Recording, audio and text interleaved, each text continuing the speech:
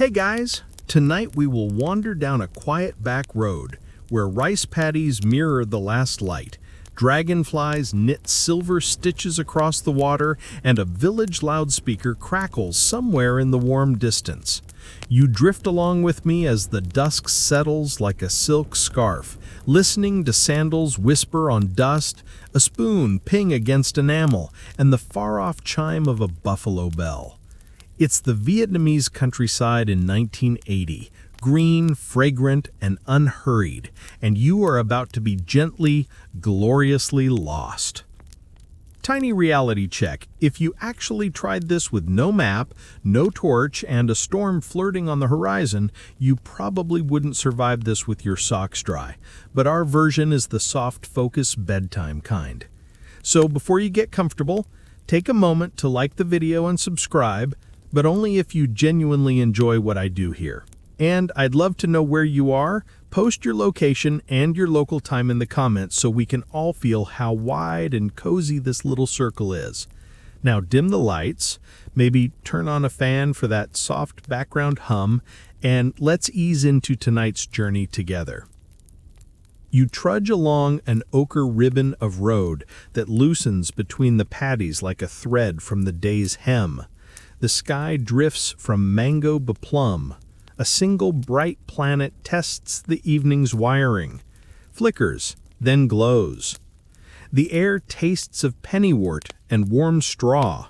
Frogs pop like bottle caps in the ditches. From a veranda beyond the palms, a transistor radio offers a sentimental melody lacquered with friendly static, the kind that makes every chorus feel like a memory you almost own.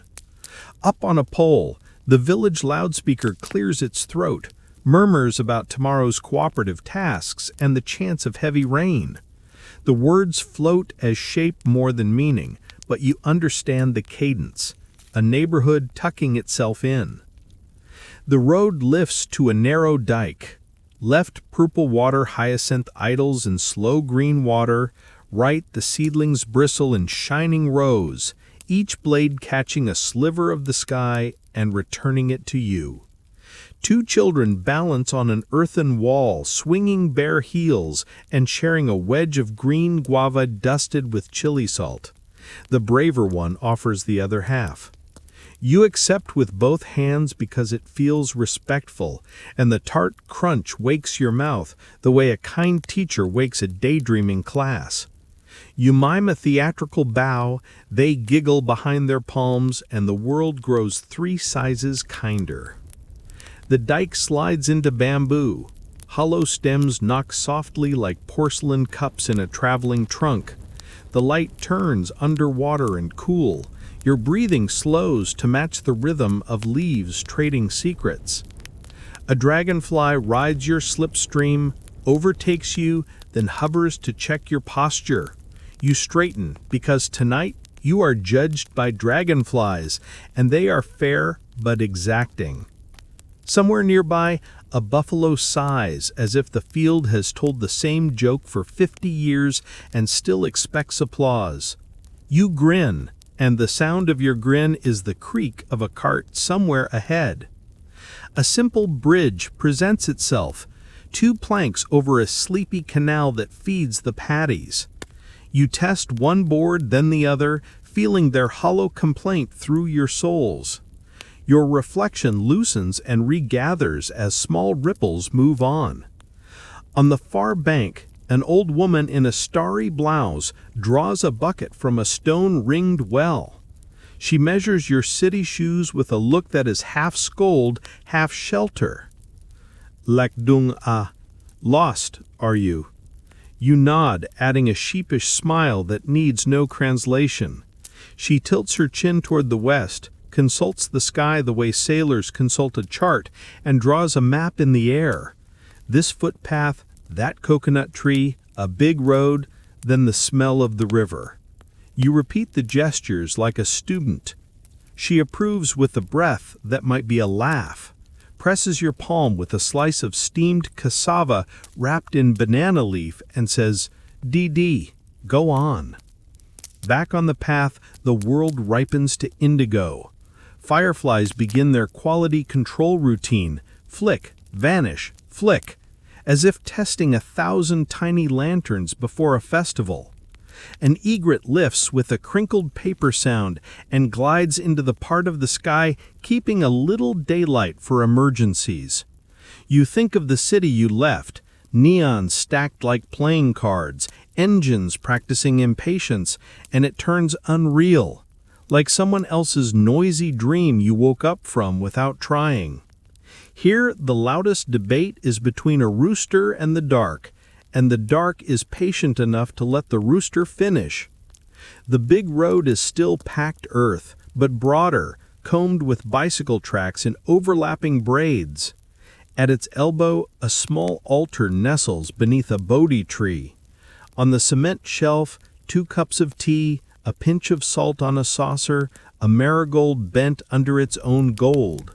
One incense stick glows steady, its ember a small heart in the blue hour. Without thinking, you place a hand to your chest and bow, then press your palms together. The gesture fits the moment like shoes that finally understand your feet.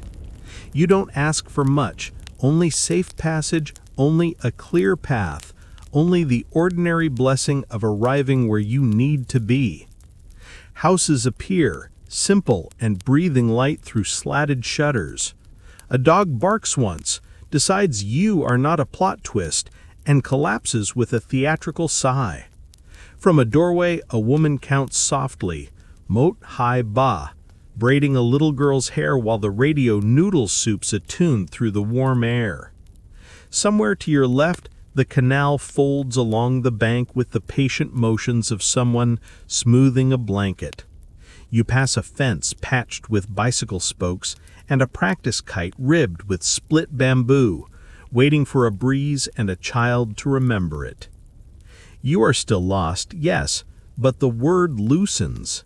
Lost stops meaning danger and starts meaning permission. Lost means you get to move slower, to listen longer, to borrow another evening as if it were a book handed over with trust. Ahead, the road curves once more. The air changes, fish sauce, wood smoke, and the damp promise of a wide body of water hiding behind the houses. You tuck the old woman's sky-drawn nap into your pocket as if it were written on paper, and smile at the thought that the next turn might smell like fairies and woven baskets, the kind of smell that means you're closer than you think, held by a place that already started to learn your footsteps. The road hushes into a meadow of damp shine where puddles keep tiny private skies, and that's when you hear it, a high, tinny whistle, the kind of sound that slips between reeds without ruffling them. It peals out in 3 short notes, then waits, like a question mark in the warm air. You turn and see him, a slim, barefoot boy in shorts, patched like a geography lesson, one hand on a rope that loops to the soft ring in a water buffalo's nose, the other cupped around the whistle that's tied to his neck with frayed twine. The buffalo blinks dignified, a living boulder varnished by the day, ribs moving like slow bellows, ears twitching as if they've learned all the jokes and still enjoy the delivery. You raise a palm. The boy studies you with the calm of someone who spends most afternoons reading the language of clouds. He chirps the whistle again, 2 notes this time, and the buffalo veers obediently from the paddies to the road, hooves pressing commas into the mud. "Joe," you say, because your mouth remembers manners faster than vocabulary. He nods, eyes crinkling, then points with his chin toward the west where a low breeze is tugging a gray ribbon of cooking smoke into the sky. Supper. The word is a soft drumbeat in your chest. You crouch to share eye level, and your knees answer with 2 tiny pop sounds that the boy politely ignores. You mime a crossroads and draw the old woman's sky map again. This path, that coconut tree, river. He watches your performance without judgment, dragonfly levels of fairness, and then he does something perfect. He sticks his left arm out like a road, bends his right arm into a curve for the canal, and then taps shoulders 1, 2, 3, as if they were landmarks. His cheeks pink with the effort of not laughing. The buffalo, miserable at being left out of the geography lesson, sighs a punctuation of steam. A bicycle rumbles by, its spokes sounding like a handful of rice shaken in a tin, and you step aside with the boy to let it pass. The rider calls a friendly something you don't catch. The boy raises his whistle and answers with a trill that probably translates to, "Evening, uncle. Yes, I've got the trow. Yes, this stranger is domesticated." You grin, and the grin returns to you from 100 glossy patties. The smell of smoke lifts stronger now. Wood, a lick of fish sauce, fried shallot whispering its irresistible logic. You realize you're following a dinner bell written on the wind. You walk together because walking alone is a story, and walking side by side is a language. The boy's steps make a soft slap, slap. Your shoes mutter an embarrassed crunch. He is the kind of quiet that has nothing to prove. He pats the water buffalo's neck with the back of his hand, respectful and companionable, and murmurs something that might be a joke about the buffalo's weight or a promise about a better patch of grass just ahead. The buffalo's tail flicks, as if agreeing, and also as if this agreement is ancient law. "Lactung," he ventures shyly. "Lost?" You nod, arranging your face into a modest contrition that says, "Yes, but politely." He thinks this over, then reaches to the crook of a nearby bamboo for a gourd canteen. He unscrews the wooden stopper and offers the water with both hands. Tea kettle warm and faintly sweet, it tastes like roof-caught rain and kindness. You return the gourd the same way, both hands, a slight bow, and he beams like a lantern that has been waiting all day for dusk. At a bend where the canal exhales into a wider vein, the path narrows to a soft slide of mud. The boy whistles once, one clean note, and the buffalo sets its weight carefully, hooves finding the tougher places as if the earth and the animal have a private correspondence about such things. On the far bank, a woman shakes a straw mat like a small rug of sunlight. Tiny chilies tumble and bounce, red sparks against the woven gold. She lifts 2 fingers in greeting, then points toward the smoke curls rising behind a screen of areca palms. Her bracelet of tin bangles answers the setting sun with thin, musical chatter. The boy's directions are choreography more than speech. He demonstrates a left by skating his hand low like a gull, a right by tapping his own ribs as a reminder that the heart side is the way the road will favor tonight. He mimes a ferry rope by tugging the air, then flares his fingers as if to show the bellies of fish glittering at the river slope. You copy the motions exactly, feeling silly and honored, a tourist in a dictionary where every word has been acted out for you by patient locals.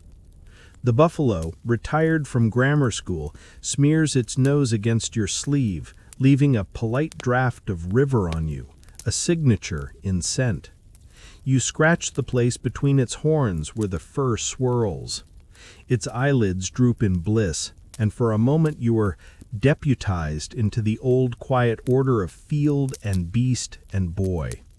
On some days, you suspect, this is the whole universe, and on other days too.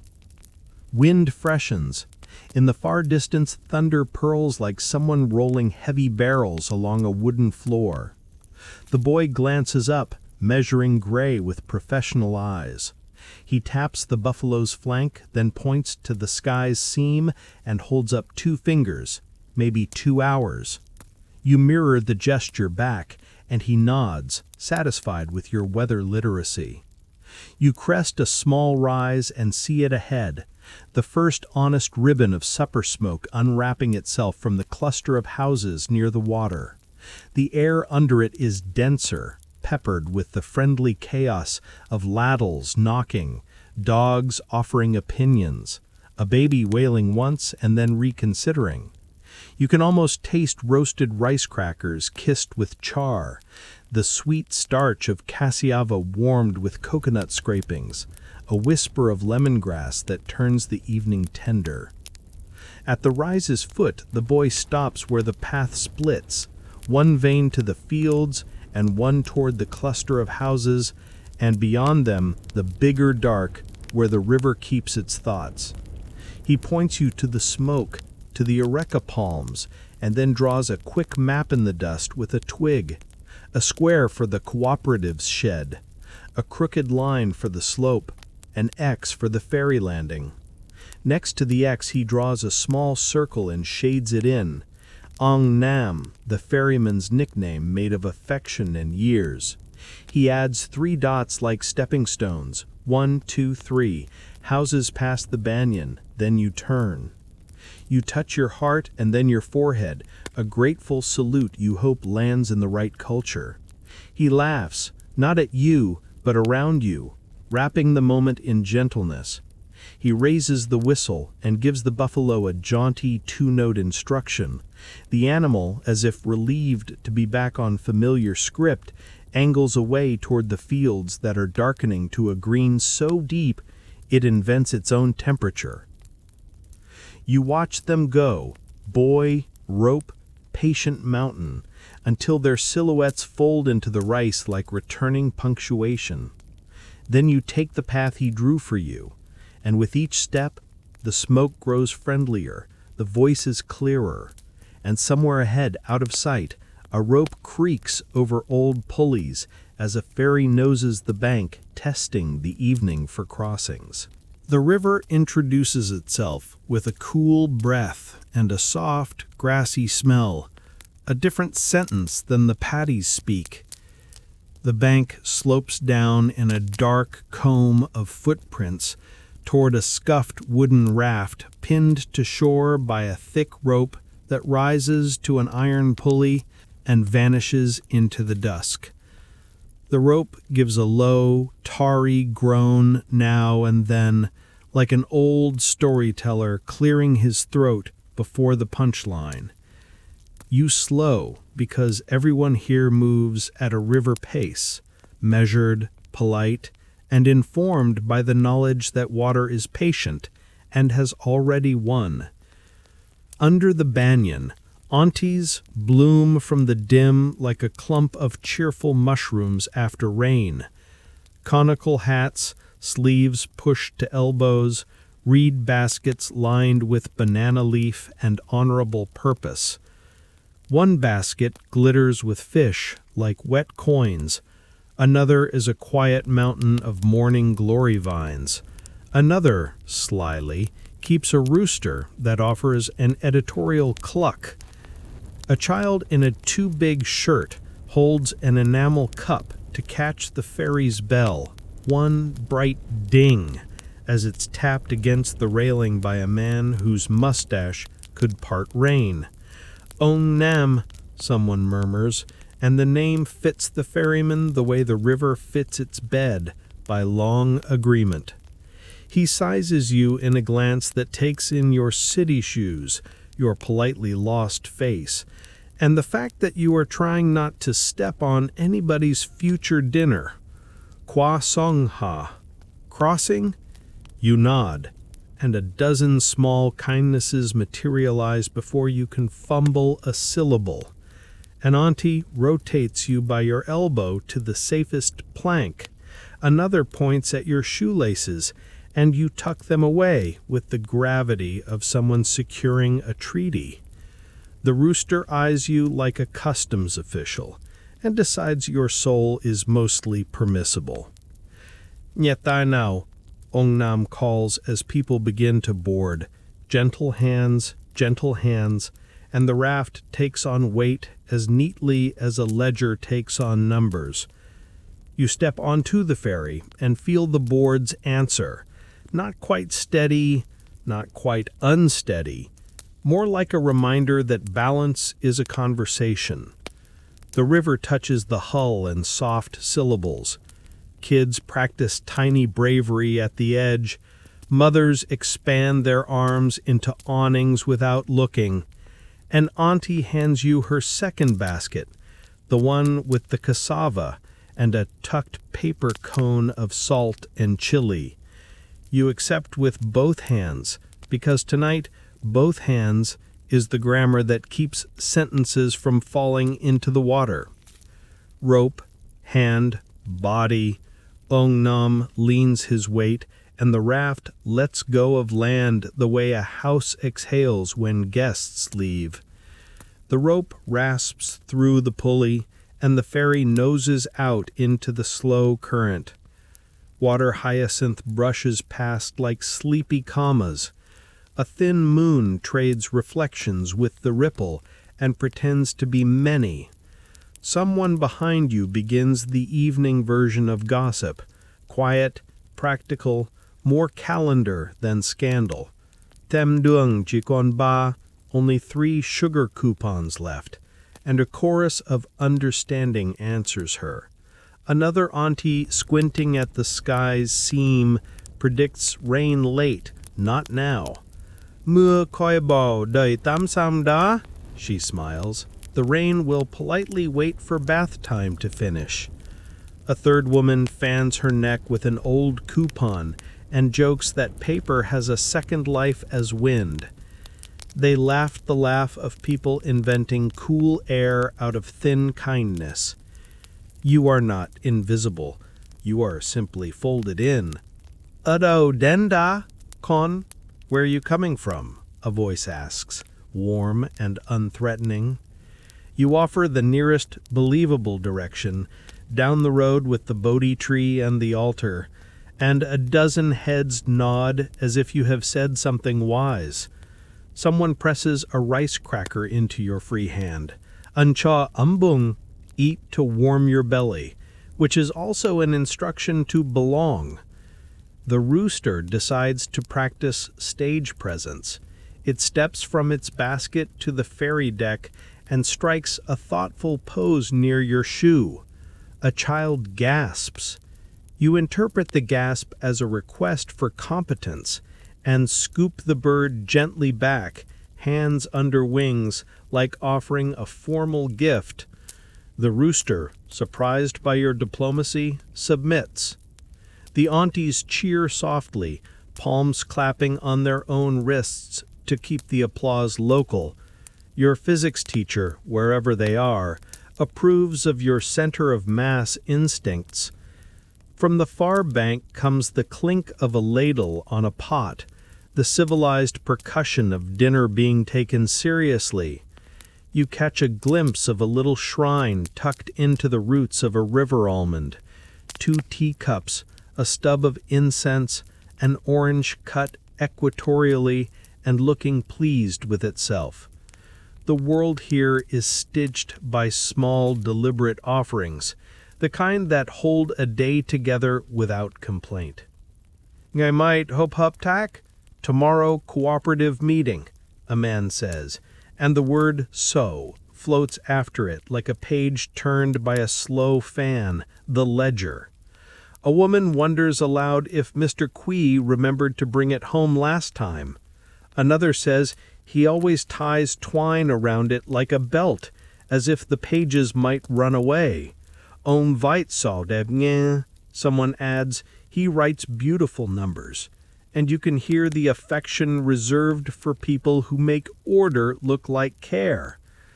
The river keeps the conversation gentle, the way a lullaby keeps a room from saying too much.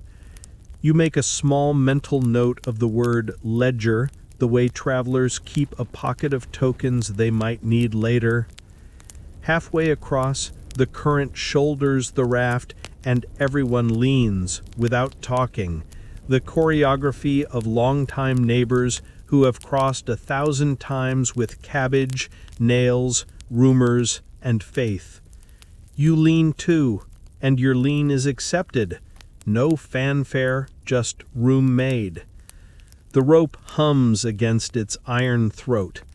The ferryman's palms glisten like oiled teak. His breath is even and unbothered.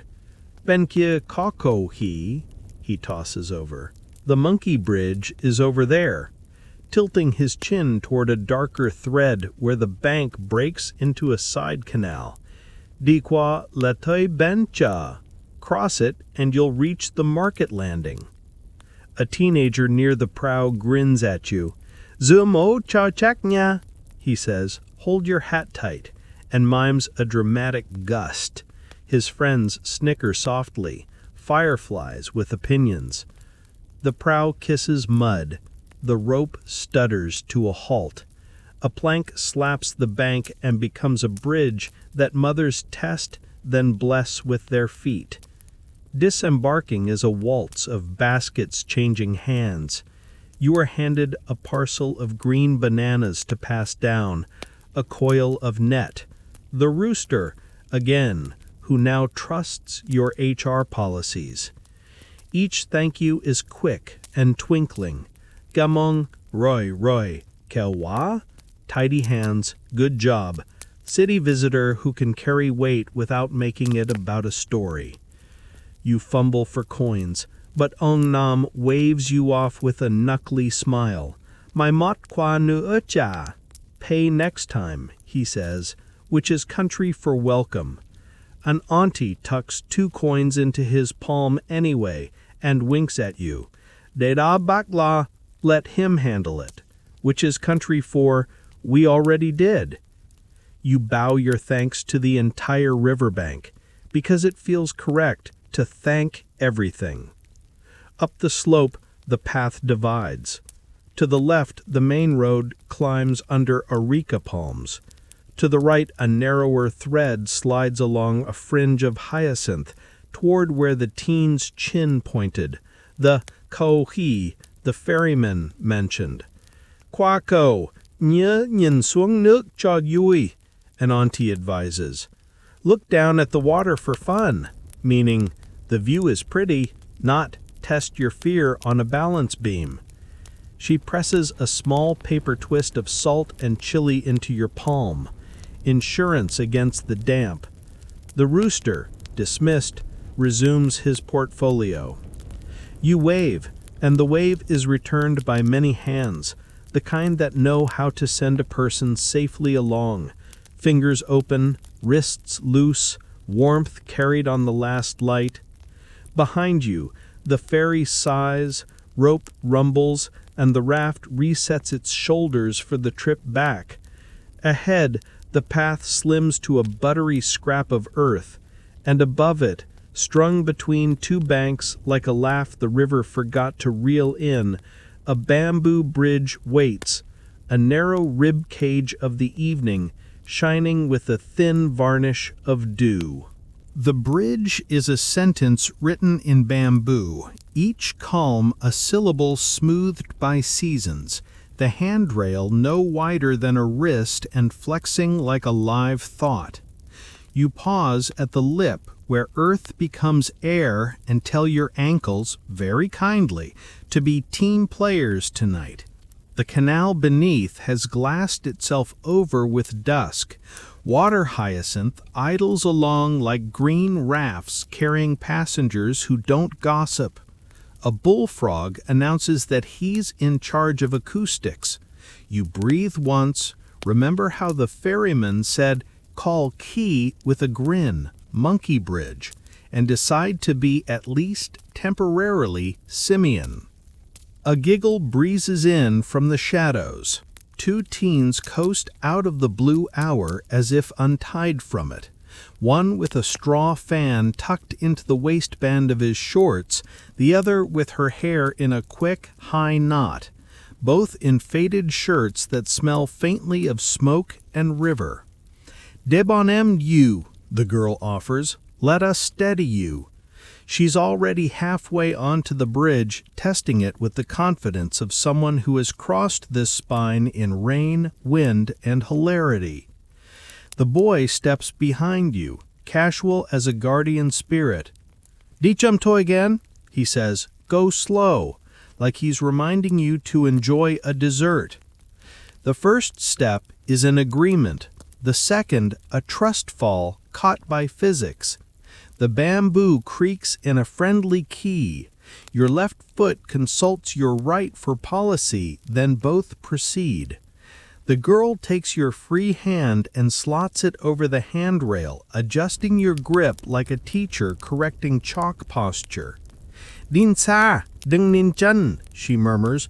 Look far, not at your feet. And you lift your gaze to the opposite bank, where a few shy house lights have begun to blink as if practicing courage. A kerosene lamp swells in a window, turns the slats into gold bars of warm thought, and then softens back to a heartbeat. Halfway across, the bridge bows you into a dare. The handrail trembles exactly enough to feel alive, not enough to be a villain. Below, minnows scribble pale lightning. The boy, one palm on your backpack as light as a dragonfly landing, hums the tail of a tune he probably learned from last year's festival drumline. Dum dum kier, he says, fireflies, and someone flicks a switch on the world. A first spark, then a scatter, then a ribbon of small lanterns unspools along the reeds, testing their filaments, threading air with patient gold. They blink out, blink in, blink together as if a choreographer whispered, "Again," from the top. You forget to be nervous. Your feet go obedient and small, like students during a surprise inspection from the principal, and you let your weight ride the bridge's rhythm, a bassinet sway. The girl points with her chin to a wider smear of light upstream. "Jadem, the night stalls," she says, and you file that glow under future delights. Her laugh comes soft, a small wind chime noise. "Ngu thang fo wa gao ki lang dao," she teases, the city person's first monkey bridge, then adds, kind as bread, "Yai what? Very good." You pretend you don't blush. The fireflies, terrible gossips, blurt it anyway. The far bank receives you with the kind of soil that believes in returning feet. You stand a moment, and your knees tattle on you with tiny pops that the teens generously ignore. The boy produces from his pocket a twist of palm sugar wrapped in old newspaper and snaps off a shard for each of you. It tastes like caramel and rain, like both sides of a weather report. "Ja lai via ngan," he grins, "take the luck," and you tuck a bite under your tongue as if each crystal could teach you patience. On your right, the side canal coughs into the larger river, and the water keeps a running transcript against the rocks. The teens walk you along the bank, and the village grows itself out of the dim. Low houses shouldering up to the lane, fences plaited from areca fronds, a bicycle leaned into a sapling as if asking the tree for one quiet favor. Lightning flickers once in the far distance behind clouds that have kneaded themselves into a soft seam, storm thread not yet pulled. The girl lifts an eyebrow at the sky the way aunties lift eyebrows at wandering chickens. "Comes how?" she judges. "Not yet." A bamboo pole bridges a drainage ditch. Someone has tied strips of red cloth to it, wishing flags that rattle like polite applause as you pass. From a yard comes the percussive clack of pestle and mortar. From another, the sweet hospital smell of rice cooking. From all directions, dog opinions, quickly revised. A grandmother in an indigo ao-ba-ba washes enamel bowls under a hand pump, her wrists efficient and river-wise. She notices your damp palms and gives you a smile that could dry laundry. "Now tuam gong dai," the boy says, "our house is near," and past a mango that dreams of shoulder shade, you reach a small gate repaired with a spoon of wire. Inside, a courtyard squares its shoulders around a low jackfruit tree. In the corner, a clay stove holds a red certainty and a kettle with a patient whistle. On the wall beyond, the amber rectangle of an ancestral altar is waiting like a warm hand. The girl calls into the house and a voice shaped by steam answers. Somebody slides a stool with the authority of a runway marshal. You realize you have arrived at that bend in evening when strangers try on the first syllable of guest, and it fits. The teens exchange a look that is part triumph, we got the city bird across the wire, and part quiet pride in a choreography older than their bones. You thank them with your hands, and the boy bats away formality with half a fan and a grin. "Tuazamdo," he says, "not done yet," and points toward the altar's glow, the kettle, the woven mats unfurling like small familiar fields. The fireflies drift to the doorway and blink as if they too have reserved seats. Behind you, the bridge gleams in the last workable indigo, an instrument still humming faintly with the memory of your steps. Ahead, the courtyard beckons in agreeable verbs: sit, sip, listen, belong.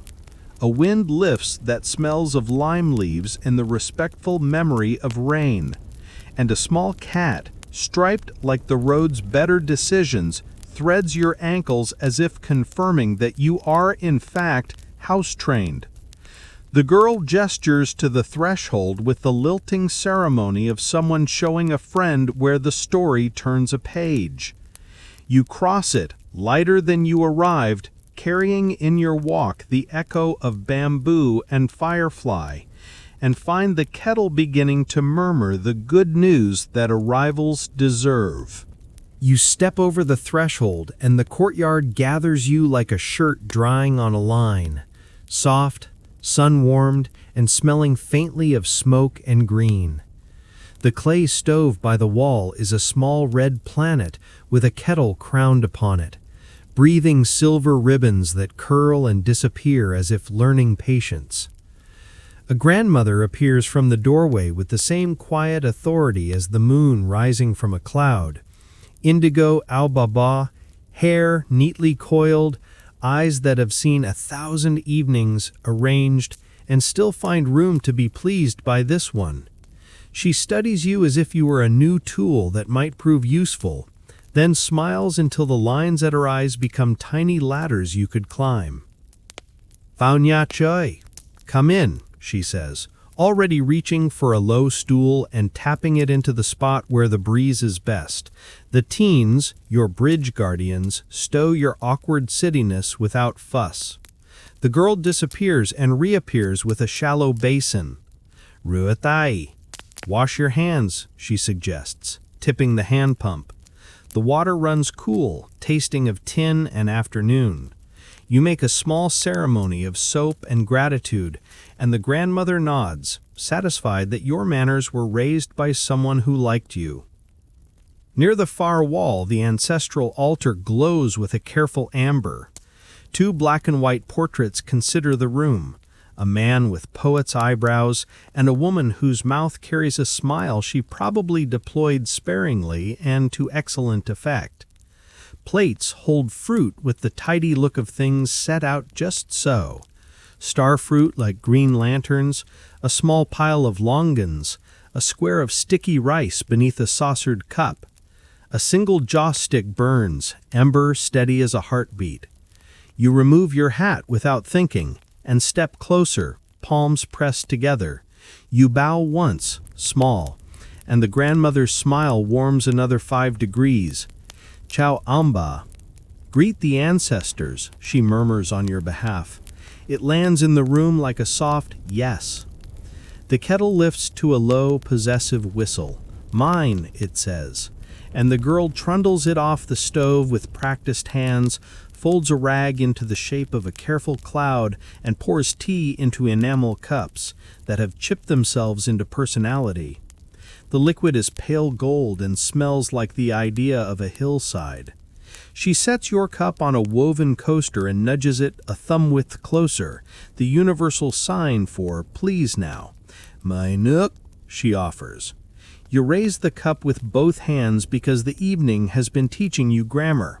Steam kisses your face. The first sip is grassy and honest. The second blooms into something round and buttery that makes your shoulders unclench. Dum cum. Strong? The boy asks. You shake your head, delighted, and he grins, proud of his family's hills in a cup. Evening chores hum around you like instruments tuning. There, a broom murmurs across brick. There, a ladle ticks pot rim. There, a bicycle chain voices a single, satisfied click. The boy squats to split kindling with a small, tidy hatchet, and each chop sounds like punctuation on a sentence you're learning to read. The girl threads a needle and runs seams through a shirt with the velocity of long practice. Your eyes follow the tiny boat of her hand as it ferries thread back and forth. Dung Nui Jung They Bante. Don't point your feet at the altar, she whispers with a playful scold, and you adjust your posture, toes inward, contrite and grateful for the lesson.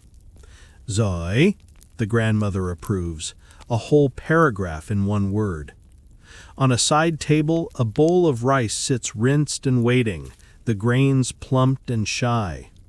The grandmother swirls water with her fingertips, the circle, small and exact, then drains it through a woven strainer.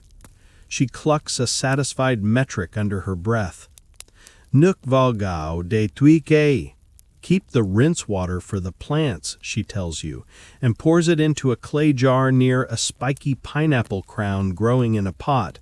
Conservation here isn't a sermon, it's a choreography. You tuck the move away, a step in the dance of having just enough. The father returns through the gate like someone arriving at the right line in a song, shirt damp, hair pushed back, his laugh already in the courtyard before his feet register. He is carrying a ledger tied with twine, its corners softened by years of being important without making a fuss. My hop back, he announces. Same news you heard on the ferry, and hangs the ledger on a peg above a calendar with a tiger who has seen some things. He sees you and his face shifts from workplace to welcome. Catlak, he jokes, the lost guest, and you accept the title with a mock cringe. He pours himself tea and, in a gesture that folds you into the fold, tops up yours without looking at the cup, an intimacy measured in ounces. Angkum chưa. Eaten yet? The grandmother asks, already on her feet because the correct answer is irrelevant to the ritual. You protest out of politeness and are overruled by a bowl of soup that smells like home in any language. Morning glory, garlic, a suggestion of fish sauce and pepper. A plate of cucumber is laid as if green were the evening's official appointment. Rice arrives with a restraint and a promise. You practice your thank yous, gaman, yaduk, and the family pretends not to enjoy how hard your tongue tries. Between bites, the father tells a small story about the cooperative, how last week a storm flirted with the roof and all the men remembered ladders at the same time, how Mr. Kui writes numbers so neat that people trust the rice a little more, and how this year the patties look like a good prophecy. The grandmother adds an aside about a neighbor's clever chicken who learned to hop the fence and steal the sunniest washing spot. The girl's eyes roll with affection. The boy makes the international face of legend. After the meal, the courtyard leans further into night's blue. The father unhooks a kerosene lamp and, with a practiced half-twist of the weck, draws a sugar-colored circle onto the mat. The girl shakes out the mosquito net from a neatly folded square. It blossoms like a silk cloud and descends over a sleeping platform inside, the evening's last act of kindness. A gecko appears near the altar and chirps once, an optimistic accountant marking the arrival of one more cool hour. Take guai mưa. Geckos call rain, the grandmother says, and looks pleased to have corroboration for her weather theories. You offer to help with dishes and are immediately assigned to the honorable post of bowl rents coordinator. At the pump, the boy's hands are quick, yours are earnest. A rhythm develops. Dip, pass, drain, stack. This is how strangers become people who will remember the same evening correctly. Now and then the boy glances up and whistles that same shy tune from the dike road, and the melody feels like a sentence the day forgot to finish until now. There are rules here, gentle ones, that make the world small enough to hold. Say hello to the altar, don't point feet at a portrait, use both hands for what matters. Keep the rice water. Light the lamp before mosquitoes cast their votes. Laugh at animals who believe in property. Tie twine around ledgers and promises. You learn the rules quickly because each one feels like a way to be careful with time. When the chores fold themselves smaller, the father tilts the lamp so its light spills toward the gate. Di yao cha dam come. Walk to the night stalls. And the courtyard answers with the faint percussion of sandals being located. The girl ties a red thread around your wrist, neat as a comma. "Ja mai man," for luck, she says, and pats the knot with her thumb. You look down at the thread, a humble flare of protection, and feel the room smile as if a door in the evening just learned your name. You step back toward the altar and bow again. Less a bye-bye than a promise to come back properly, even if only in thought. The joss stick has shortened to a single ember balancing duty and dream. Beyond the gate, a hush of voices moves like a friendly tide toward that upstream glow the teens pointed out. The girl swings the gate open with a flourish learned from older cousins. The boy tucks the lamp into a tin guard, and the road waits, confident and low, leading you toward kerosene and barter and the slow theater of neighbors inventing night together. Out on the lane, the village gathers itself into a slow, golden river. Kerosene lamps bloom one by one like careful suns, their glass chimneys breathing halos that moths can't keep secrets about. Tarps stretch between bamboo poles the way dusk stretches between hours. Beneath them, the night market arranges its small constellations: cloth, rice, tools, gossip, each star bright enough to steer by. You fall into step with the father's even stride, the girl's lamp swinging an amber coin ahead, the boy shadow-boxing mosquitoes with exaggerated dignity. Your wrist remembers the grandmother's red thread and tightens once, like a small heart rechecking its math. You're exactly where you promised to be. Stalls begin with shyness, then confidence. A woman mounds salt into little paper cones and sells coolness to the skin of food. A fish sauce vendor stacks brown bottles in soldierly ranks. The air around her tastes like a long story the sea told in one breath. There's a man with a tray of tin toys, crickets you wind and set loose to perform a jittery ballet, a tiny bird that drinks water forever if you let it. Children watch with the steadfast concentration of unpaid consultants. This almuagat, their mother's bargain, after harvest, and the toys nod as though they've been through this fiscal cycle before. The carpenter's tapping arrives like a metronome for the street. Follow it, and you find him under a roof of thatch, sleeves rolled, his chisel bright as a polite moon. He's cutting a mortise into the spine of a door, each knock exact, a promise kept in wood. A thin boy turns the leg of a foot-powered lathe, and shavings curl away like pale noodles. The rhythm settles you. Knock, breathe, smile, belong. The carpenter glances up, reads your city hands, and offers you the chisel for a ceremonial tap. You press it, feel the grain answer with a soft yes. The teens clap politely as if you've just negotiated peace between board and edge. Cao dot, the carpenter says, neat work, and you accept the diploma, unframed. Across the lane, a tea stall keeps a warm rectangle of social gravity. Low stools, a kettle that never stops thinking. The father buys 4 cups with coupons and the kind of nod people use when they've known a vendor since both were younger. You sit, careful not to point your feet toward the family's altar-sized respectfulness embedded now in your spine. On the neighboring mat, 2 aunties barter pickled mustard greens for a bundle of split bamboo, salt for structure, and final price is measured in laughter, which is a currency that appreciates with use. A palm fan flashes like a soft-winged moth. You turn and the fortune teller's tent is a square of shadow embroidered in soot and gold leaf.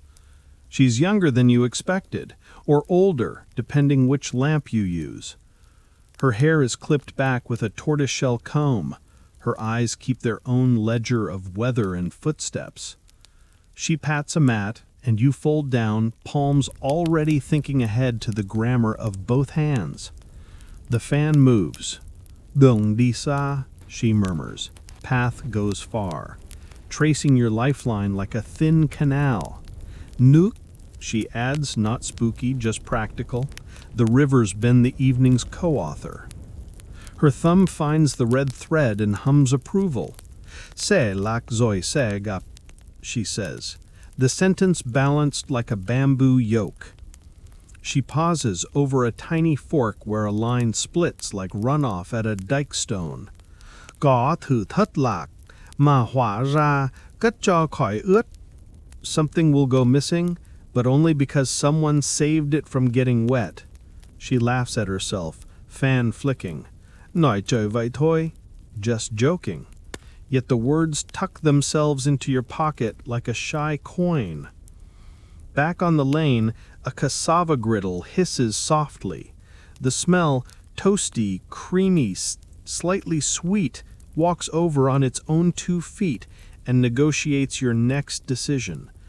A woman pours batter into cast iron molds. The cakes puff like shy chest muscles, then settle into golden patience. She taps one free and presses it into your hands with a square of paper.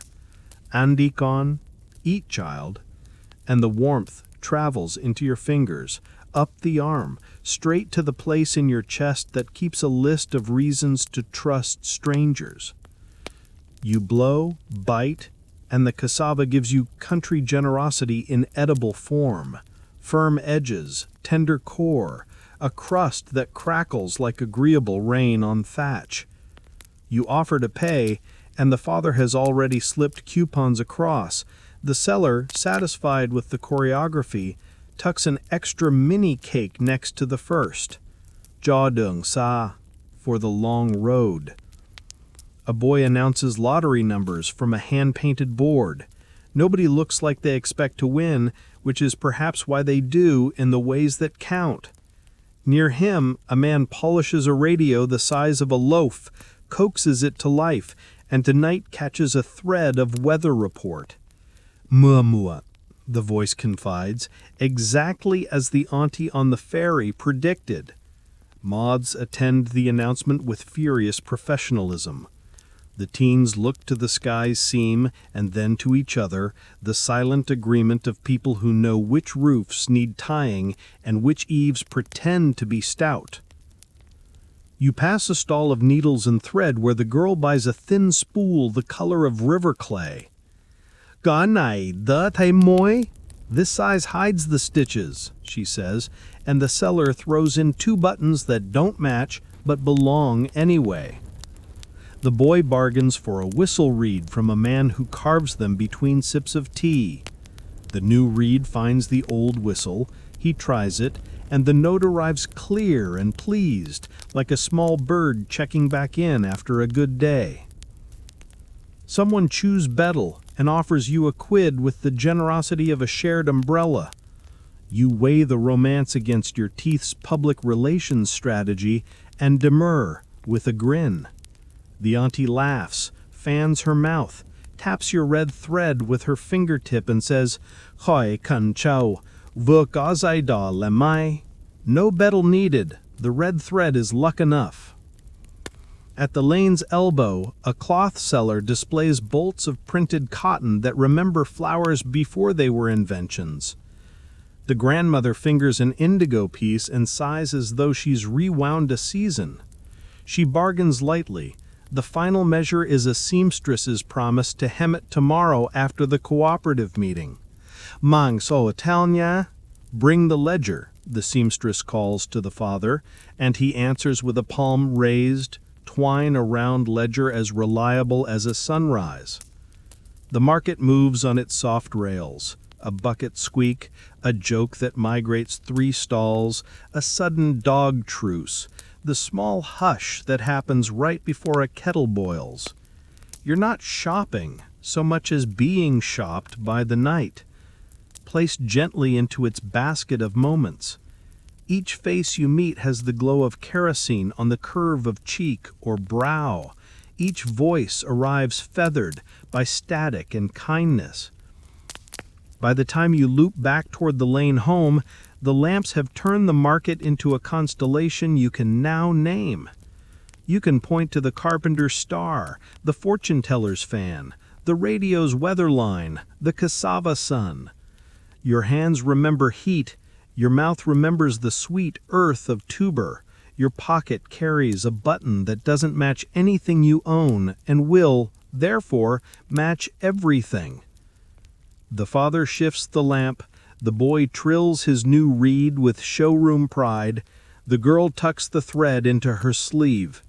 Behind you, the market exhales, one long, satisfied breath, and then continues humming for the neighbors still arriving, for the late rain the radio has promised, for the quiet ledger of a village that writes itself line by line, even in the dark. The market's glow thins to warm fingerprints on the lane as the sky pulls a gray seam taut across the west, neat as a tailor testing a hem. The radio back at the tea stall was right. Late rain. A breeze arrives with a coppery smell, and the moths, suddenly doctrinaire, file their closing arguments against every lamp chimney. The father tips his face into the wind and nods once. Buok mai? Tie the roof. The words ripple outward like a thrown stone, and the village answers without fuss. Doors click. Ladders appear from behind barrels. A cousin you hadn't noticed materializes with a coil of rattan rope and the air of someone who owns 3 solutions for every problem. You fall in behind the family, kerosene light flicking from the girl's lamp onto the path like coins you're allowed to step on. The boy jogs ahead to warn a neighbor, whistle slung against his chest, new reed shining with importance. Chickens assemble under the jackfruit with a lot to say about management. Ducks scissor home along the ditch, leaving tiny chevrons in the surface like signatures. A dog rehearses one dignified bark and then decides solidarity is quieter. At the gate, the father leans a ladder against the thatch. You put your hand to the rung before he asks, an automatic courtesy learned 1 minute ago and already part of you. Zjat, hold tight, he says, and you plant your city shoes with the zeal of a convert. He climbs, barefoot and sure, tucking strips of split bamboo through the thatch, threading rattan like a belt across a too proud belly. Each knot earns a tug, a grunt, a small blessing. The wind tests a loose corner. He cinches it. On the ground, the grandmother gathers laundry off the line with a speed that refuses spectacle. Shirts, a faded floral sheet, a square of cloth that has remembered 50 picnics. Mullum, she mutters of the sheet, loves rain too much, and gives it a look that makes the weather consider its manners. The girl angles the lamp so its light climbs the ladder and folds itself over the father's hands. He shifts, finds the next lash point. Inside the house, the mosquito net billows once in a startled breath and then subsides. The altar's joss ember continues its patient work, unbothered by meteorology. Somewhere nearby, a neighbor bangs nails along a ridgepole with the rhythm of a practical drumline. 2 houses over, someone laughs at a tarp that thinks it's a kite. The boy appears at your elbow with a pocket full of thatch pegs and deputizes you as assistant knot-tier. You comply with the solemnity of a person knighted by weather. Down at the landing, lanterns are lowering like careful eyelids. You follow the family, the girl carrying the lamp in a steady fringe of gold. The river has changed its sentence. Less gossip, more counsel. A small boat noses the mud with the impatience of a dog at a door. The ferryman, Ong Num, mustache still ready for rain, works the rope to bring his raft snug, then lashes it twice around a post that remembers the last 5 storms by name. Cao Huen Lin, he calls, pull boats ashore, and teenagers with ropey forearms arrive in a wave. You grab a painter line when the boy waves you in. Mud yields, then embraces, then yields again, an old friendship. Together you heave, heel to toe, the bow scraping into the grass with a satisfied low note. Da jiao jiao va. Cross the oars, someone says, and you watch as 2 oars are laid like chopsticks over the thwarts, a tidy X that keeps things civilized. A woman in rubber sandals tucks net floats under her arm and winds the damp rope into a blessing of circles. A kid retrieves a lone flip-flop drifting at the edge, holds it up like a pagan relic, is praised like a saint. The seam in the sky attracts a second stitch, darker. Frogs decide democracy is for later and declare a chorus. Under a tamarind, a man chalks a line on a post, the last flood's shoulder height, then taps just beneath it with the chalk's nub, an optimistic revision. Back up the lane, the girl dashes to a neighbor's fence where chilies hang on a string like red punctuation. She reels them in, leaves a loop tied to the nail for tomorrow's grammar. The grandmother checks jars, rice tight-lidded, salt scooped into a smaller crock to keep it cockle dry, palm sugar in a tin that makes a polite cough when closed. De cow, put it high, she instructs you, and you raise the tin to a shelf where geckos sometimes declare their faith in rain. As you stretch, your wrist's red thread brushes the lamplight, and the grandmother's eyes soften like a curtain drawn a thumb width. The father comes down the ladder and blows into his palms. He glances toward the peg where the cooperative ledger hangs, twine wrapped neat, corners dignified by years, and thinks for a moment. My son, Mang Tao, bring it early tomorrow, he says to himself, more than to you, then lifts it down and sets it on the inside table beside his conical hat, the radio, and a neat roll of tarp twine. The girl coming in with the chilies moves the radio to test a clearer weather voice. The ledger edges a handspan toward the wall, safe from a theoretical drip. You notice where it sits because noticing has become a game you like to win. Neighbors pass the gate, each a small moving weather report. Dong chuan wet chua? Ducks panned in yet? Gao men bo roi da? Pulled blankets in already? A boy trots by with a stack of banana leaves like green shingles. His sister follows with clothespins clenched like a hedgehog in her fist. The boy with the buffalo whistle, your navigator from the dike, appears with his now clean rope looped like a goodwill wreath. He salutes with the cheerful economy of apprentices who secretly run the world. Mơ coi bố đợi cháo chín, he grins. The rain will wait till the porridge is done, and the grandmother cackles, endorsing the forecast with authority. The air fattens. You can feel the first drop before you hear it. It finds the dust by the gate and prints a dark coin. Another follows, then two, then an exploratory handful. The girl lifts the lamp into the doorway. The boy swings the gate. The father leans the ladder flat along the wall and ropes it in place, a sleeping dragon taught not to roll.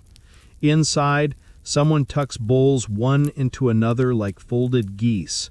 You step through the threshold and the house tightens itself slightly the way a body does before a sneeze. The roof, newly belted, thrums as the first sheet of rain crosses the yard. Polite at first, then confident. You stand with the family at the door, watching the courtyard become lacquer.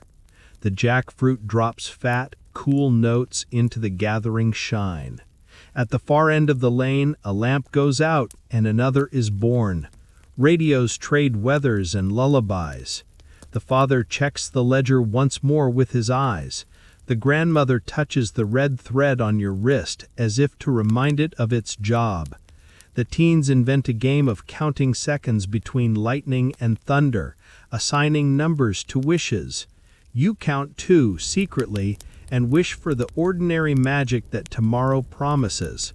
A roof that holds, a ledger that opens, a morning where people gather and nod at numbers as though they were stories told fairly. Morning rinses the village in the pale tea of after rain. The roofs glisten like well-combed hair. The lane is a braid of puddles holding small, precise skies.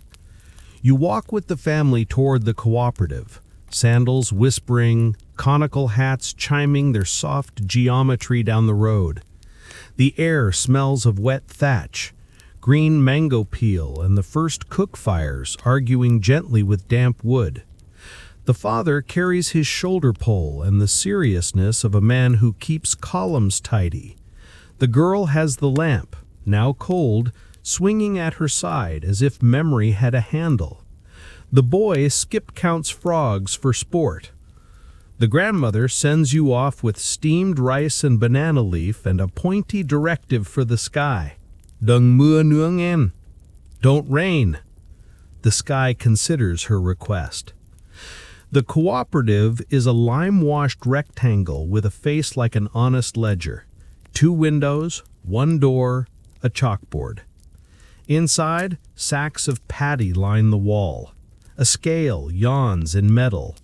An abacus lurks like a patient spider. Posters promise bumper harvests in colors that have learned to fade politely. Neighbors gather, damp bright, smelling of soap and the walk. Someone wipes the chalkboard with a rag that has been promoted beyond its wildest dreams. A radio on the sill murmurs weather and a gentle hiss, and somebody's rooster provides commentary from the shade outside. The father reaches for the canvas satchel he always carries on days like this, pats it once, twice, and stops. The pause is small, but the air hears it. His hand goes in, then deeper, then all the way to the seam, the way you might reach for a memory you're sure you put somewhere sensible. He frowns, not at anyone, at the arithmetic of the morning. He peers down into the bag as if a trick bottom might reveal itself and produce the ledger with a flourish. Nothing flourishes. "Show do?" someone asks, half teasing.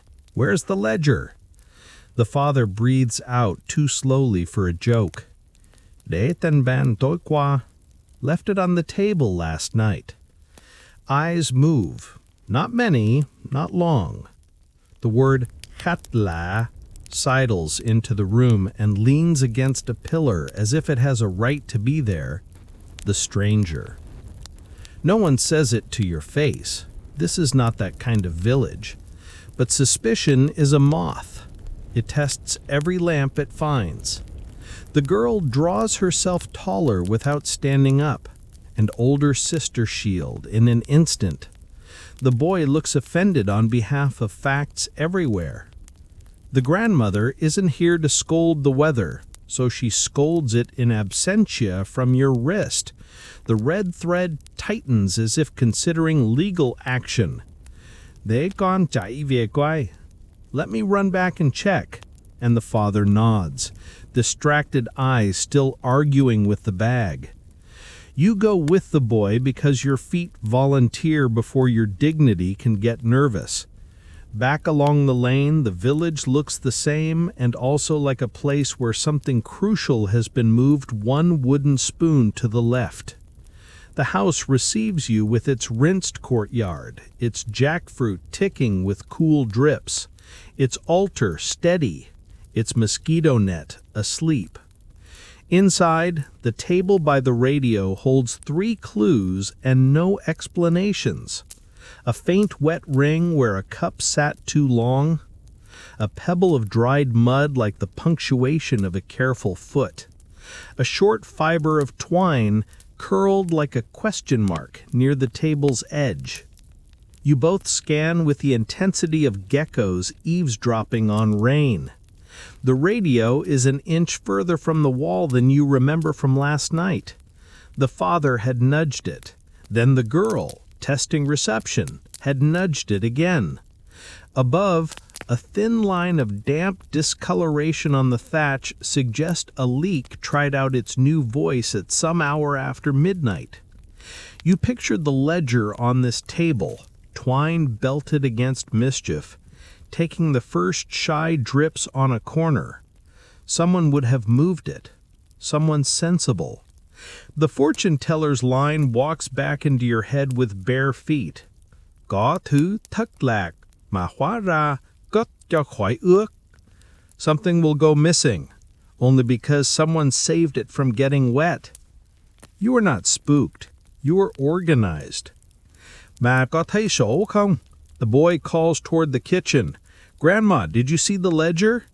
The answer drifts in with the smell of toasted rice. Thấy ba con đem go, để ngay chỗ đèn. Đêm mưa to, tao kéo đèn ra.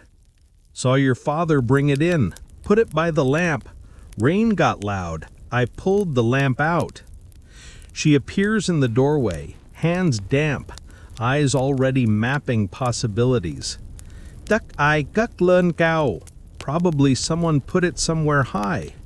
You look up. A shelf above the door holds the palm sugar tin, a stack of enamel bowls, a cardboard box that used to hold soap and now holds everything else. No ledger. The grandmother's eyes flick to the back door. Đêm qua nước bạc, tao mở cửa sau cho thông gió. Opened the back door for air when the rain slanted. She gestures to the step. There, faint and almost polite, a series of half-moon prints arcs across the threshold. Rubber sandals, small size, damp enough to hold grit. You kneel, but not because you know what you're doing. Kneeling just brings the world closer. The prints go from the table to the door, then pause on the sill in a tiny decision, then veer left toward the yard's edge where a cluster of bamboo poles rests under eaves. On the lowest pole, a dusting of ash like temple breath.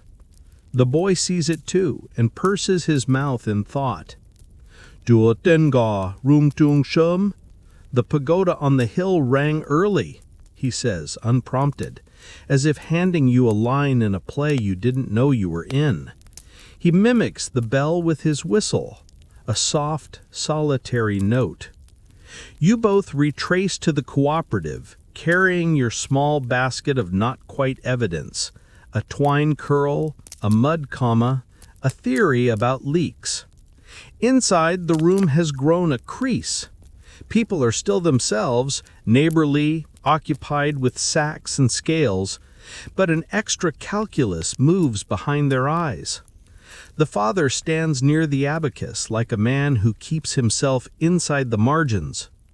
Không có sổ thì thôi thầm ghi giấy trước.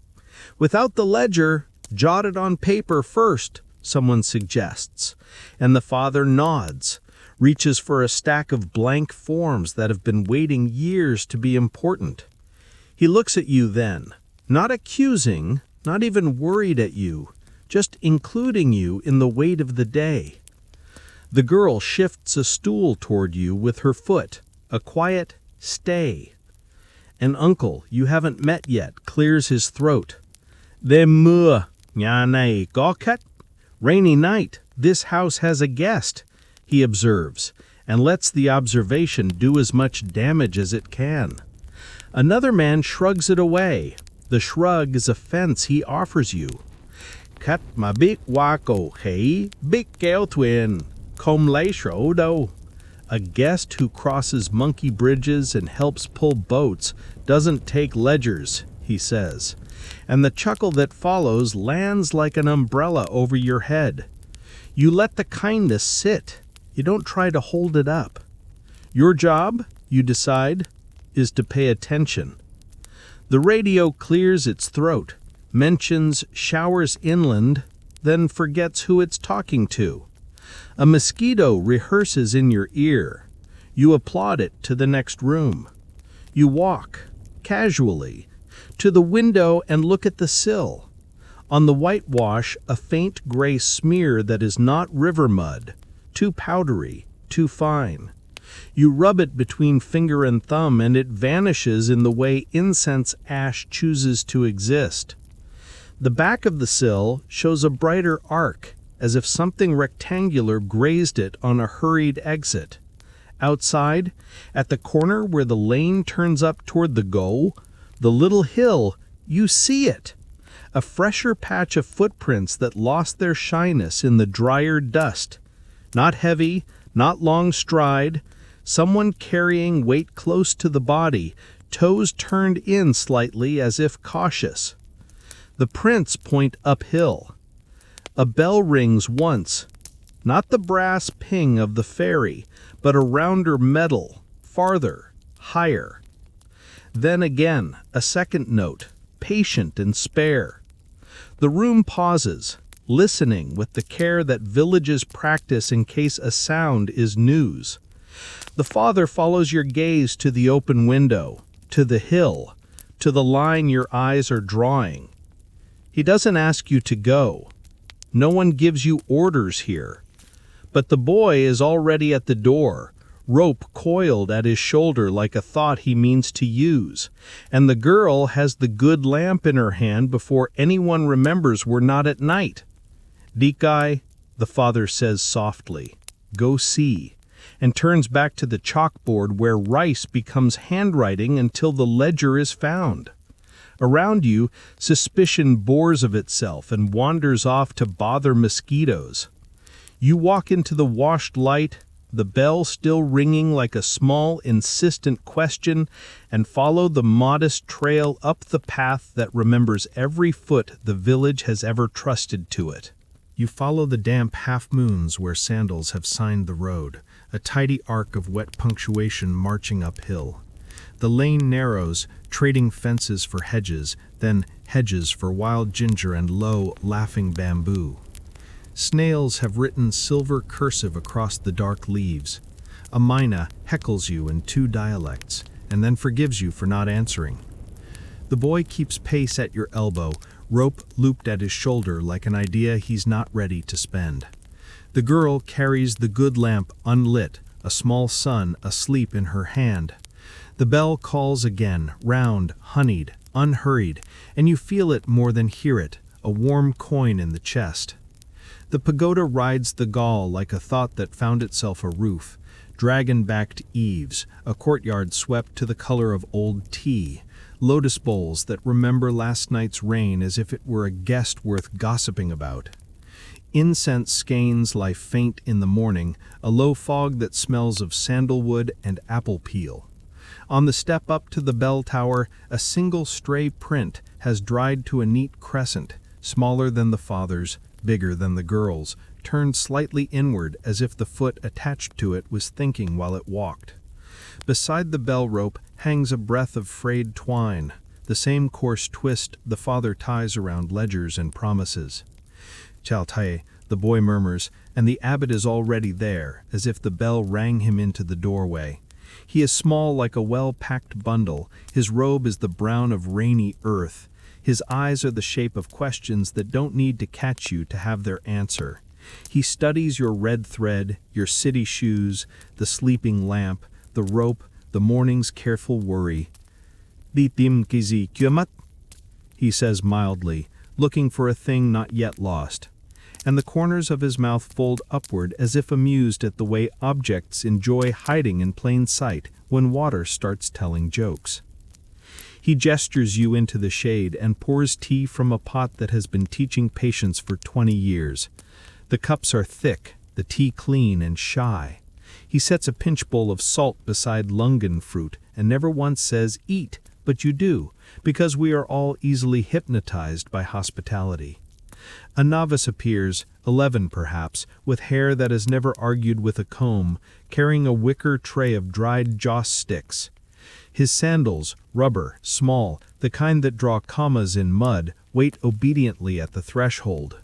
He sneaks a look at the boy's marvelous whistle reed and receives a wulk like a certificate. The abbot asks his questions by handing them to the morning.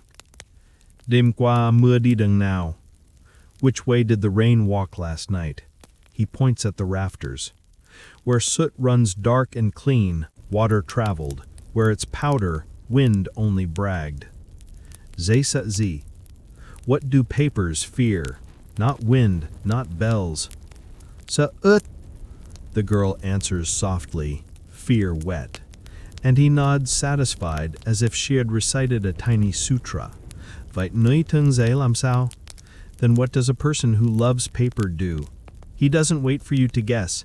He lifts a round bamboo winnowing tray from the wall and caps it over a folded cloth with a flourish. Gam lai, dat len cao. Cover it and lift it up. His palm pats the tray twice. An umbrella, a roof, a rule. You glance at the boy's hands as he cradles the rope coil. A smudge of ash dusts the pads of his fingers, not river mud, the too fine gray you rubbed from the cooperative sill. The abbot, seeing you seeing, chuckles without ridiculing anyone. Sang sem na quét ngừng hương, tay dính cho. The child swept the censer early, his hands wore ash like rings. The novice looks guilty in the way of the innocent, not for doing wrong, for being noticed. The boy snorts softly and wipes his fingers on his shorts, leaving the air unharmed. You tell the abbot, in the clumsy nouns you've earned so far, about the ledger left by the lamp, the radio nudged, the leak's faint line in the thatch, the twine comma on the table, the prince that walked to this bell. He listens with the interest of a man who has never met a boring story, because he knows all stories are about fear and kindness arguing under different names. He doesn't ask you if you took the book. He doesn't have to. Moi bị chơi trò đi vòng. Rain likes to play the long way round, he says, and with a long finger he traces along a beam, then down the plaster, then across an imaginary shelf. Nó chảy đây, rồi đây, until trickle becomes drip where you are not looking. Người khôn, gặp thế, bỗng nó đi chỗ khô. A wise person, seeing that, carries the thing to the dry place. He sets the winnowing tray onto a bracket above the bell frame, high, dry, invisibly obvious. The bell hums once, with nothing touching it. Air leaning on bronze, memory leaning on morning. The abbot trims the bell rope with a pocket knife, takes away the frayed strand you noticed, rolls it thoughtfully between his fingers like a parable, then tucks it into your palm. De kudlat del thot. Tie something good with it, he says. The length is small and perfect, a little treaty you can carry. A woman climbs the hill with a parcel covered in banana leaf, steamed rice flour cakes for the monks or for the bell itself, which keeps the village's time civil. She greets you as if you belong to the pagoda's furniture and sets the parcel on a low table. Đêm qua nghe chuông đỡ sợ, she tells the abbot. Last night the bell made the fear behave, and he nods as if bells were invented for exactly that. You circle once around the courtyard because moving your feet sometimes shakes loose thoughts that your head refuses to share.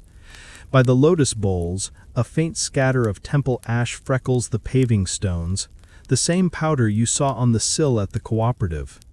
The novice sweeps it gently with a palm broom, sending it to whatever afterlife Ash prefers. Jawbai tells all, the girl muses. Ash goes where wind wants. And the boy adds, Ningzo chan ti theo người. But footprints follow people. The abbot smiles at that and dings the bell lightly with his knuckle. The sound rings out, touches the hill, unwinds down to the lane where the cooperative chalk squeaks, then loosens into the river's patient cartilage. Đừng chạy theo chuông lên trời, the abbot says. Don't chase the bell into the sky. He glances at you to be sure you're coming along. Muốn biết tiếng từ đâu thì giơ vào đồng. If you want to know where the sound is born, put your hand to the bronze. He guides your palm to the bell's belly. It thrums your bones soft like a cat. He lets that sit a heartbeat, then draws the line you already half saw. Muốn biết sổ ở đâu, nhìn đường nước đi, nhìn tay ai, hay lo thứ ướt.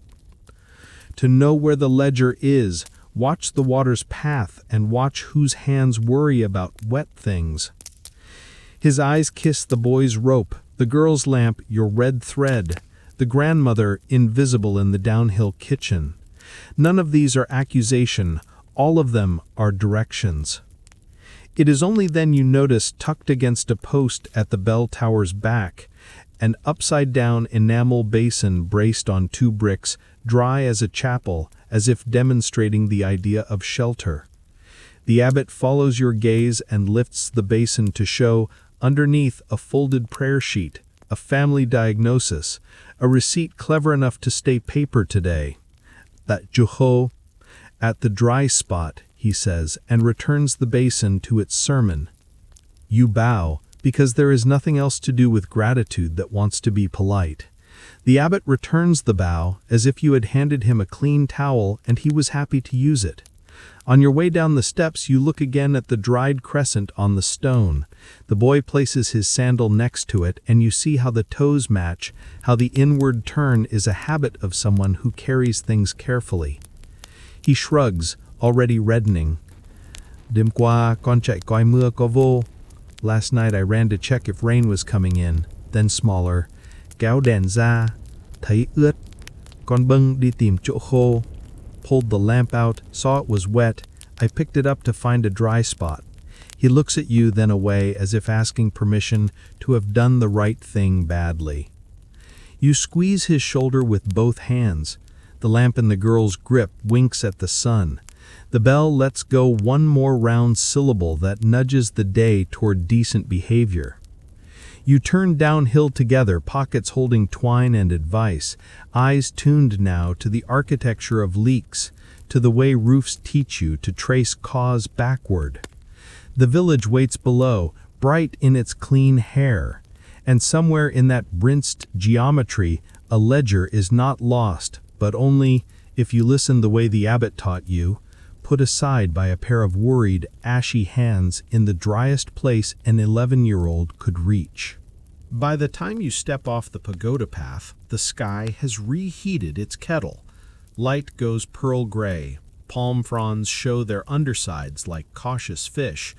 At the bend by the areca palms, the buffalo boy finds you, rope looped at his shoulder, whistle bright, hair darker where the after rain never finished drying. He reads your face with dragonfly-level fairness, glances at the hill, at the girl's unlit lamp, at the small thread of twine you've curled in your fist like a secret, and nods once as if to say, I have afternoons for this.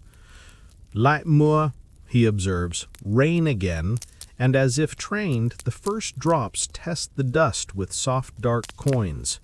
You move as a small caravan, you, the girl, your bridge guardian boy, and the buffalo boy whose animal is off somewhere discussing salad, with the steady hurry of people who don't want to look like they're hurrying. The house receives you with a gust of cool that smells of jackfruit and damp brick. Inside, the father's radio waits on the table, antenna crooked like a silver reed. The girl twists the knob. A feather voice arrives with confidence, then melts into a friendly hiss, as if the rain were dictating edits. Overhead, the roof begins its recital. first a brushed snare, then 1,000 patient fingers drumming out what the clouds decided in committee. "Ngaddy," the buffalo boy says, "listen," and cocks his head. He does not mean the radio. He means the way the thatch speaks. He pads to the center of the room, bare feet reading the boards, eyes on the rafters as if the ceiling had text you're too urban to see. "Nuk kung jai tang," he murmurs. "Water doesn't fall straight. Na ba tau je." It crawls along bamboo. He taps the long spar that runs above the table, then points to a darker line where the soot has gone glossy. "Jo nei, here," he says, and you hear it too now, a tiny irregular pat, offset from the drum, a syncopation where a trickle finds an edge and makes a habit. The girl lifts the lamp and doesn't light it, no kerosene against a storm's temper, but holds it high anyway, a gesture the room understands as light. Your red thread grazes the brass and remembers its job. The boy drags the stool, steps up, and slides his fingers along the beam until they come away cool. "Uday no chari?" "Here it runs," he says, then follows the beam to where it meets the lintel above the door. "Joi no nyeri?" Then it jumps. The buffalo boy grins because physics is being adorable. He points to 2 old nails hammered into the post long ago for some forgotten basket. "Jo Cole, dry spot," he declares, and the word lands with the abbot's voice braided into it. All at once the rain decides to show its teeth. The roof thrums like a festival drum gone earnest. The radio surrenders to a full-body hush, static wrapping the room like gauze. In that soft roar, the buffalo boy cups his ear, then climbs the stool with grace learned in fields. He reaches toward the lintel and stops, hand hovering, reverent as if greeting a roosting bird. "Kazi da? Something's there." He slides his fingers into the narrow space above the nails, touches the underside of a round, woven surface, the lip of a bamboo winnowing tray turned upside down. He tests its weight and finds it heavier than air, lighter than trouble. "You na, hold here," he tells you, guiding your palm to the tray's rim so the tilt doesn't spill the sky onto your head. The girl inches closer, shoulders squared against the idea of gravity having opinions. The boy steadies the stool with both hands and a facial expression that would calm a river. The buffalo boy lifts, slow as someone translating poetry, tips the tray, and reveals what a worried pair of hands did in the small hours. Beneath the bamboo circle, nested in a square of clean cloth, lies the ledger, twine belt snug, corners barely blushed with damp, safe as a chick under a mother's wing. For a second, nobody breathes. Even the radio seems to lean in. You don't cheer. This is not a cheering room. You just let your shoulders drop the distance between this heartbeat and the previous one. The buffalo boy eases the tray down to you. You take the weight and feel how feather-light worry becomes once it has a job to do. The girl slides the ledger into her arms with both hands and a little exhale that sounds like "Joy oi, oh heavens," shaped into gratitude. She tests the twine, finds it true, and lays the book on the dry half of the table as if introducing it to its own biography. "Gon bung len toi qua," the family boy says. Half confession, half victory. "I lifted it up last night."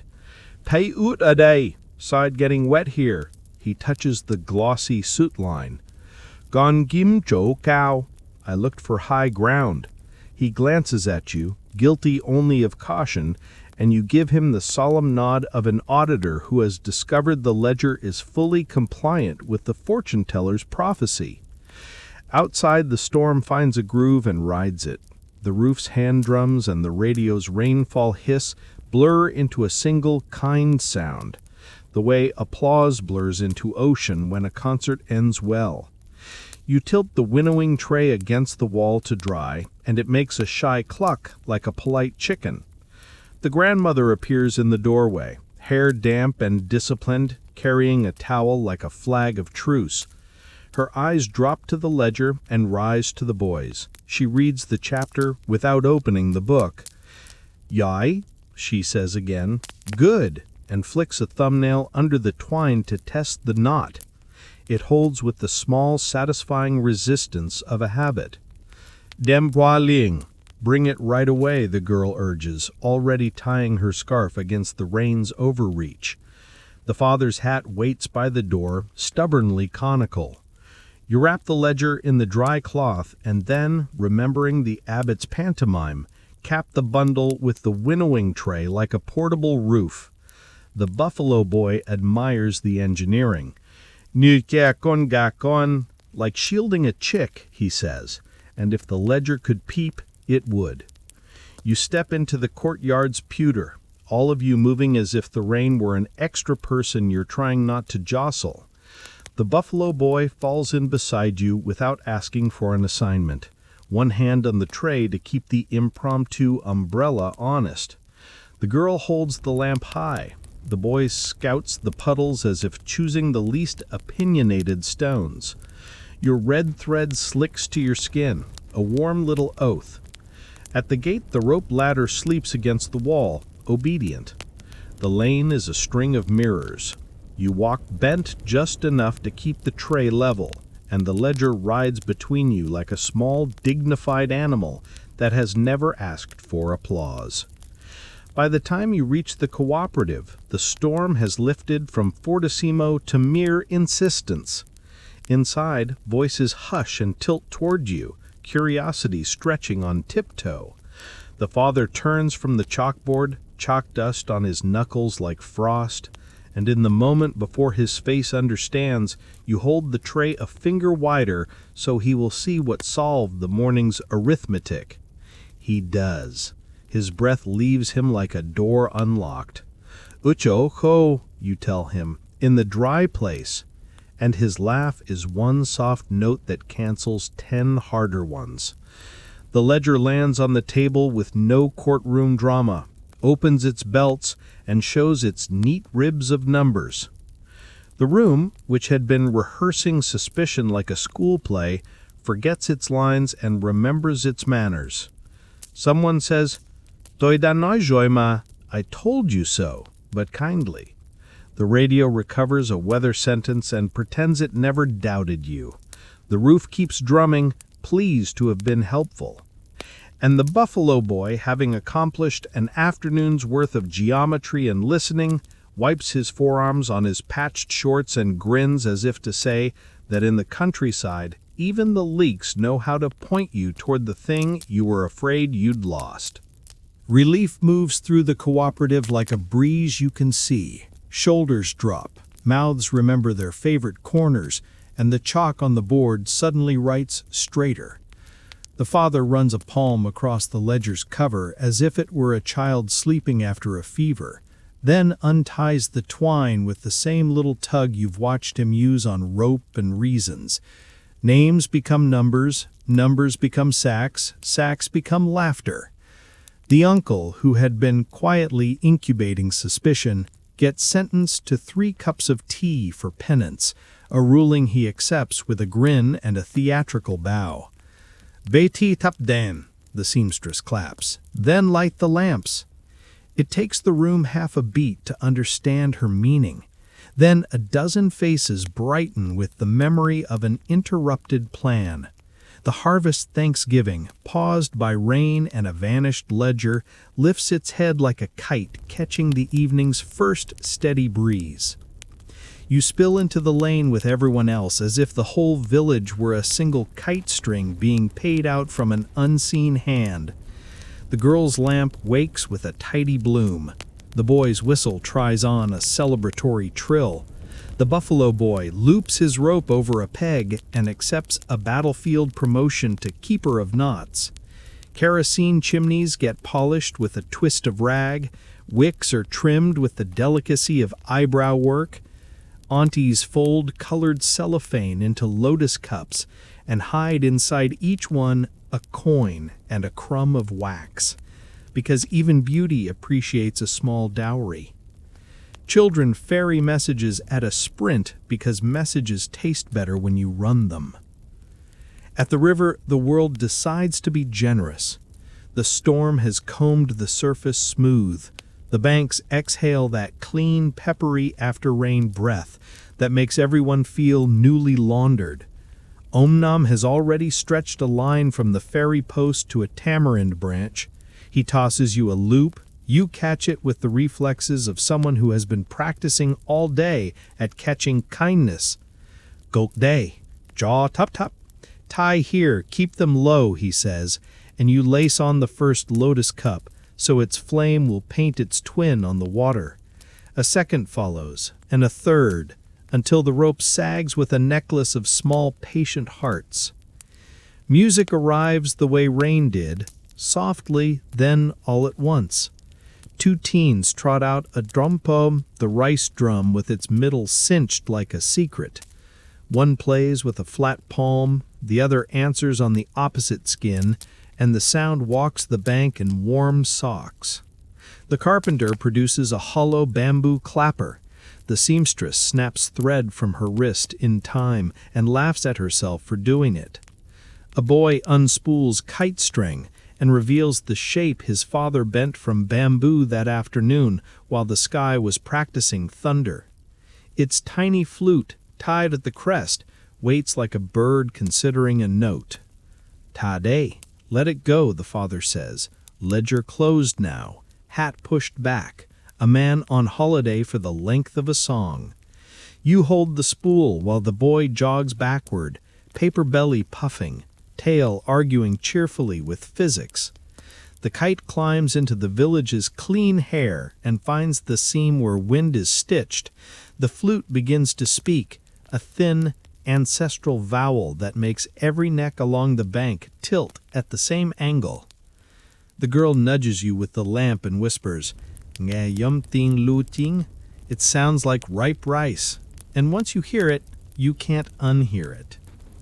The fortune teller passes, fan closed for once, eyes shiny with the pleasure of having been right without needing to collect.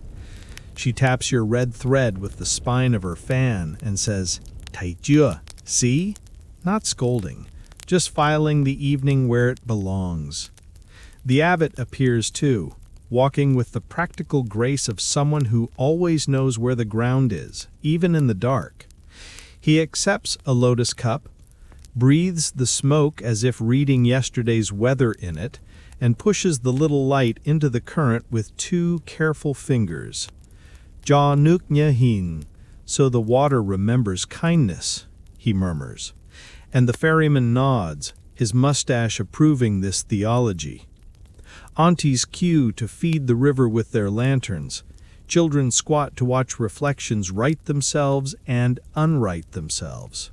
Someone unrolls a mat and produces roasted corn that tastes of ember and victory.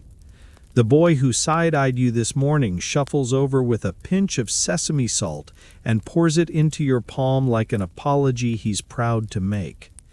You dip a hot kernel, crunch once, and decide forgiveness should always come with texture. The buffalo boy demonstrates how to bite corn in a neat stagger, so the cob looks like a tiny terraced field. He bows at the applause as if he invented agriculture. "Nyaisap hum," bamboo dance, a teenager calls, already laying two poles in parallel on the hard-packed earth. He and his friend sit at the ends and begin to click-clack, a heartbeat made of calm and callous. Two girls step in, ankles quick, feet finding the safe squares between the closing sticks. Laughter bounces in time. Someone drapes a scarf over your shoulders, and before you can argue with your coordination, you're in there too, watching the bamboo jaws open and close and choosing trust with each hop. The boy with the whistle marks the rhythm with a jaunty two-note flourish. When you stumble, the poles pause as if the dance itself refuses to embarrass you, then resume with a small, forgiving grin. When the drum rests, talk, swells. Plans for tomorrow unfurl as gently as the lantern rope. Who will bring the early pot of jow to the threshing floor? Who will mind the little ones? Whether the carp in the pagoda pond are finally old enough to ignore fireworks. The father, back in the easy government of his neighbors, promises to open the ledger a shade earlier and stack the sacks low so short folks don't have to climb for fairness.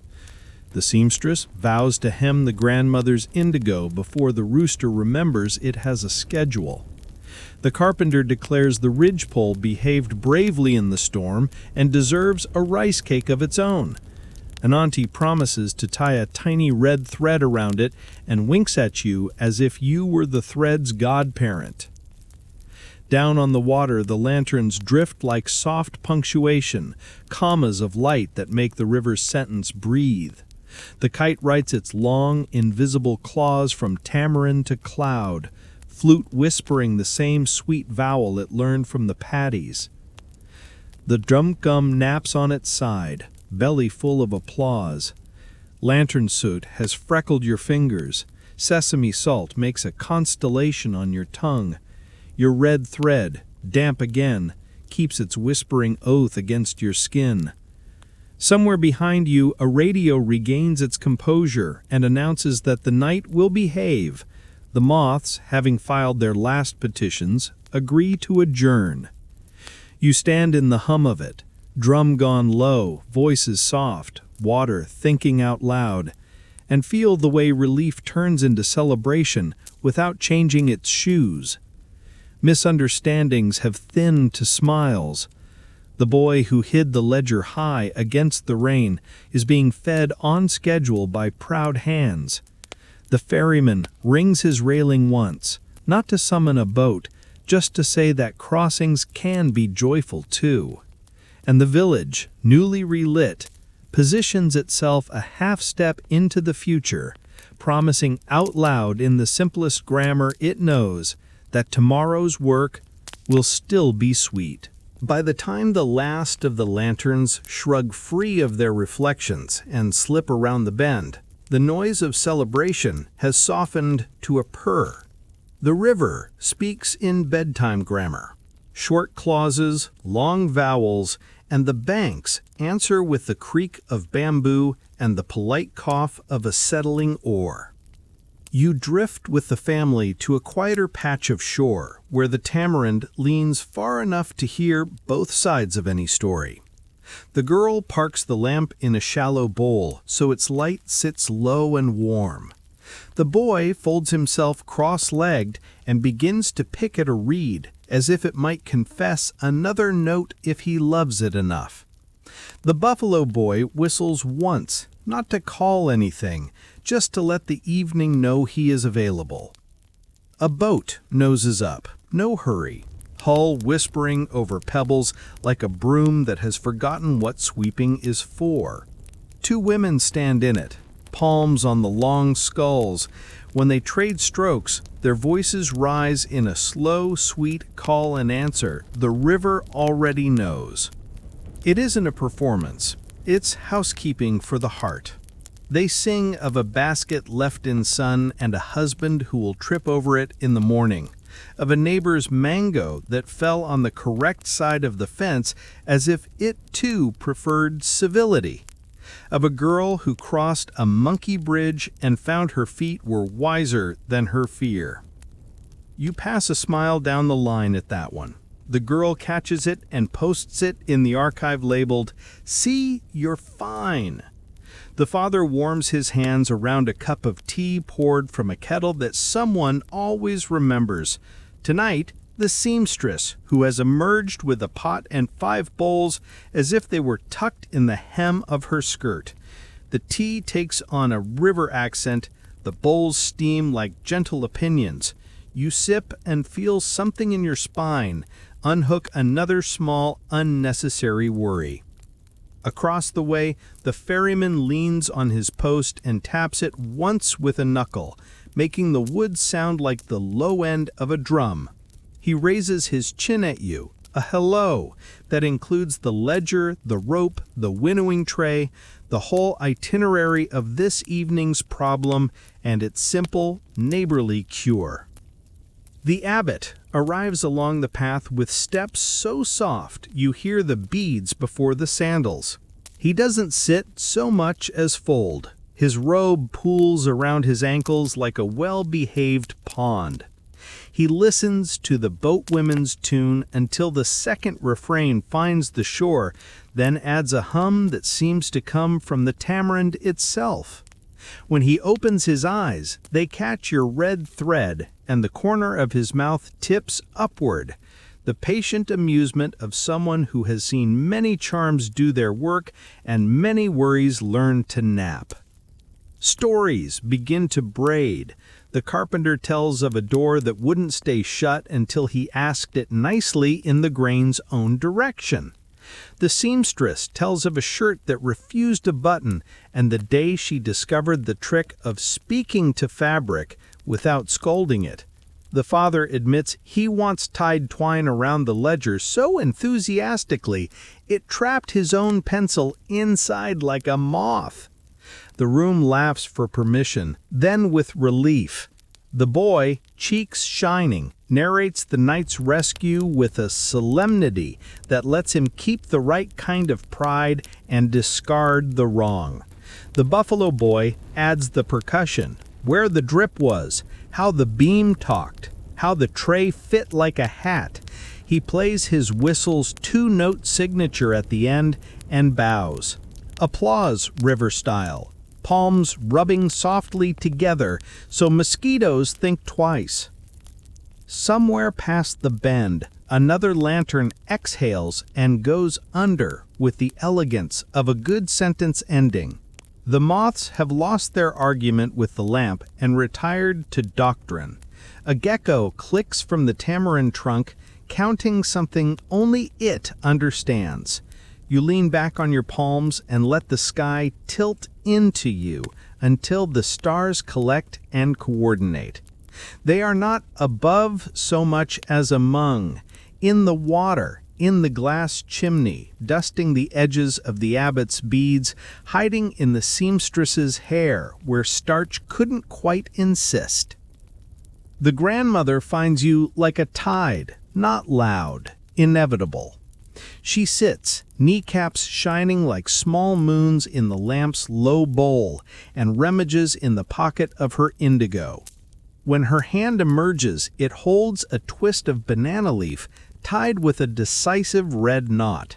She turns your wrist, finds your earlier thread, and lays the parcel in your palm as if returning a bird you didn't know you'd loaned her. She says, "Booyah during sa," charm for the long road. You wait, because part of the charm is the opening. She unties it with a thumbnail and shows you what's inside. A single grain of rice, white as a polite truth. A hair-thin sliver from the bell rope, the one the abbot trimmed and you carried, and a dot of soot rolled between her fingers into a seed the size of a comma. She folds the leaf again and reties the knot tighter. Gao cha no, ye cha nya, tra cha rice to keep you fed, string to help you remember, ash to keep you warm. Then, softer so only the lamp hears, va de mua di vang, chal kak, and to make the rain take the long way around. You cannot say anything useful, so you deploy both hands and a bow that is not ceremonious, just exact.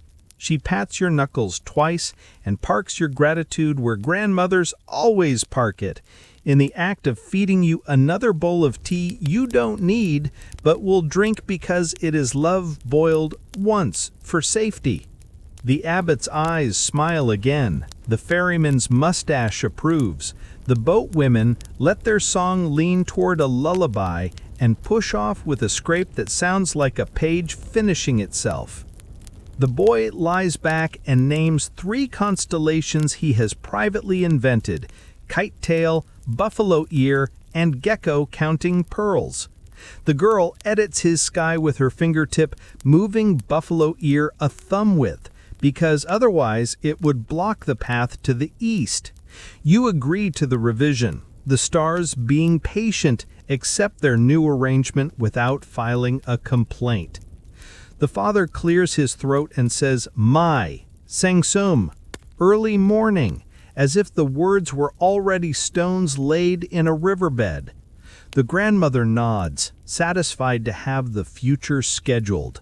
The seamstress tucks your charm deeper into your palm with that firm little push Vietnamese aunties use that means you will not argue with me, and you practice not arguing.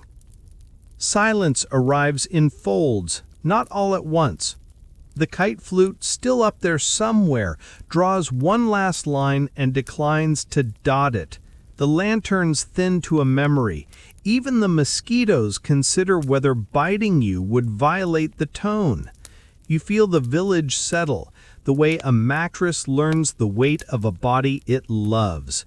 You think of the dragonfly who judged your posture, the monkey bridge's breath, the ferryman's bell, the ledger's twine, the winnowing tray's private roof, the way suspicion wilted when offered tea. You think of how lost became permission, and permission became belonging. You think of how morning will come whether you promise it to or not. When at last you stand, the bank answers by releasing the shape of your calves. Good nights pass down the line like a candle flame cupped from face to face. The abbot blesses the charmed parcel with a thumbprint of smoke. The ferryman taps the post once more, purely for punctuation, and the grandmother flicks the lamp low and leaves the world its moon. The boy's whistle gives you two notes that mean right when you arrive. The girl touches her forehead to your shoulder, a gesture that says both thank you and don't be silly in case you were tempted. You step back into the lane with the river's lullaby stitched into your sleeve, the charm warm in your hand, and the night folding itself neatly behind you as if it were packing you a suitcase of quiet for the road. Dawn finds you before you find it, pressing a cool hand to your forehead through the mosquito net, trading the blue-black hush for a pearly gray that smells faintly of race steam and wet brick. Somewhere in the rafters, the gecko files its last report. Somewhere in the yard, a rooster misreads the clock and then doubles down.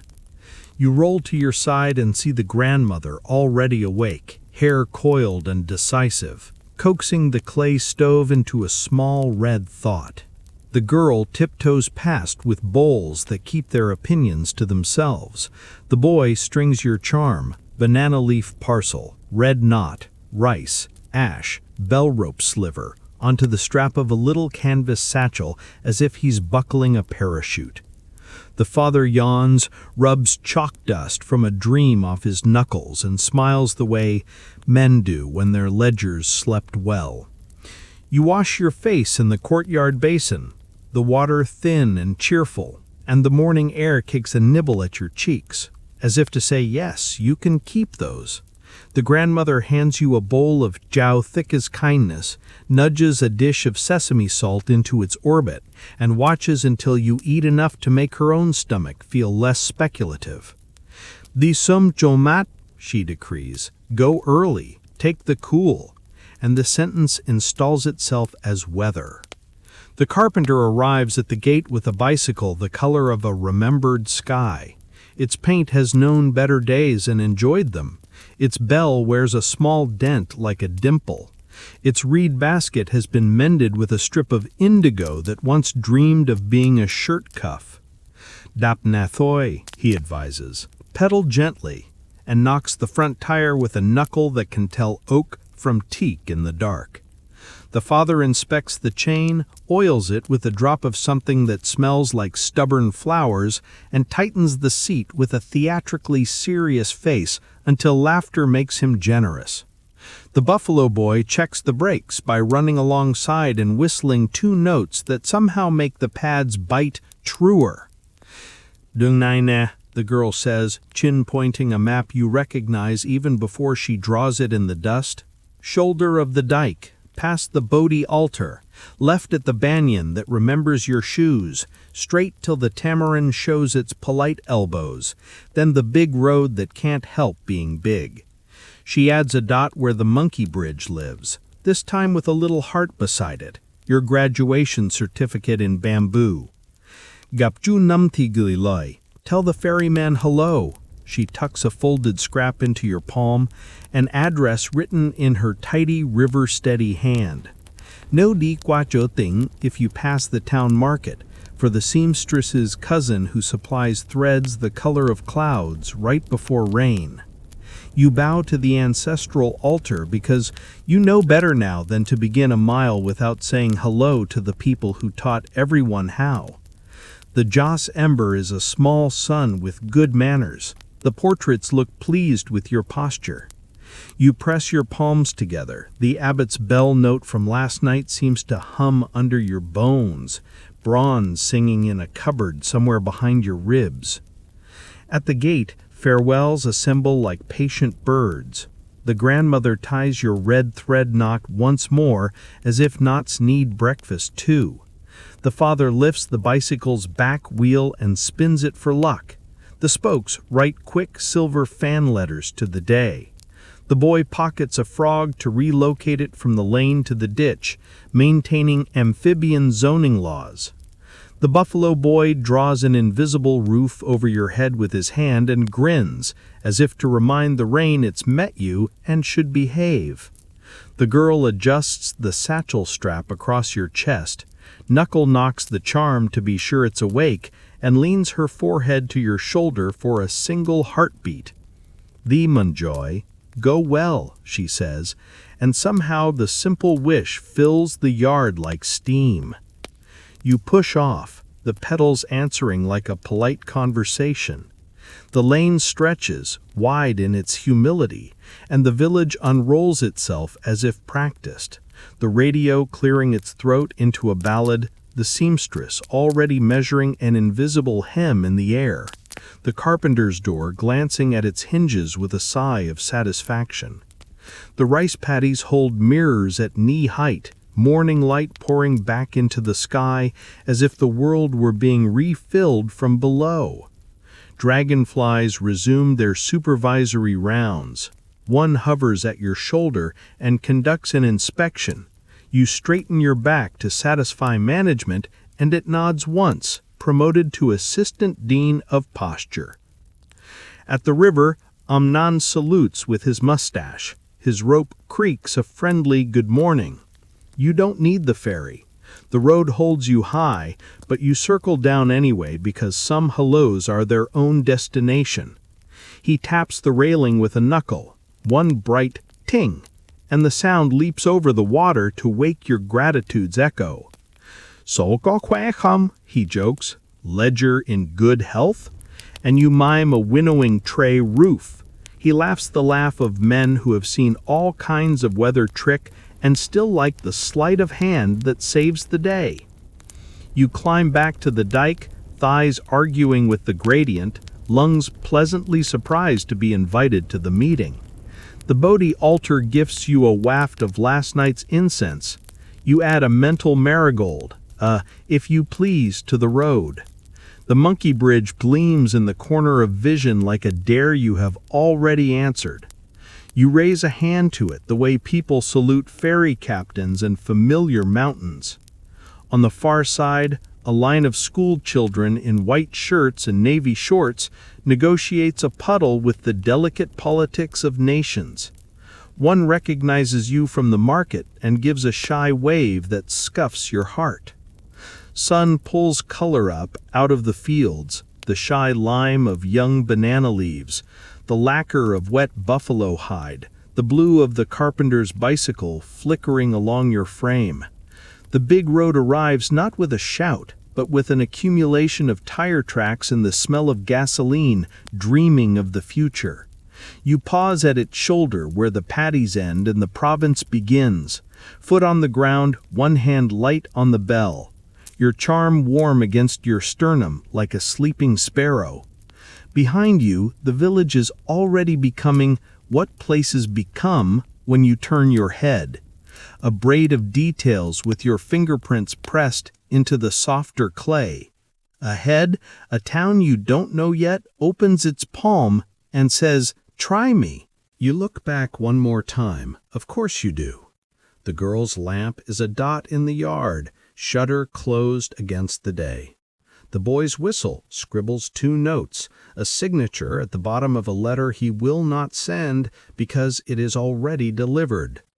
The grandmother lifts a ladle like a benediction.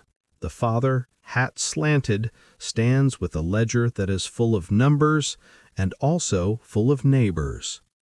The ferryman leans on his post. The abbot's bell is silent, but somehow audible. The monkey bridge breathes. The dragonfly signs off on your form. You lift your hand and the wave returns along the lane in fragments, fingers, chins, mustaches, until even the ducks at the ditch seem to nod.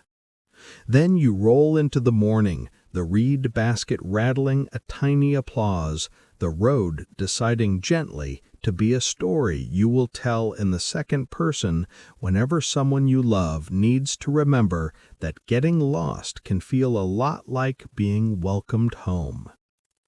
The light lifts.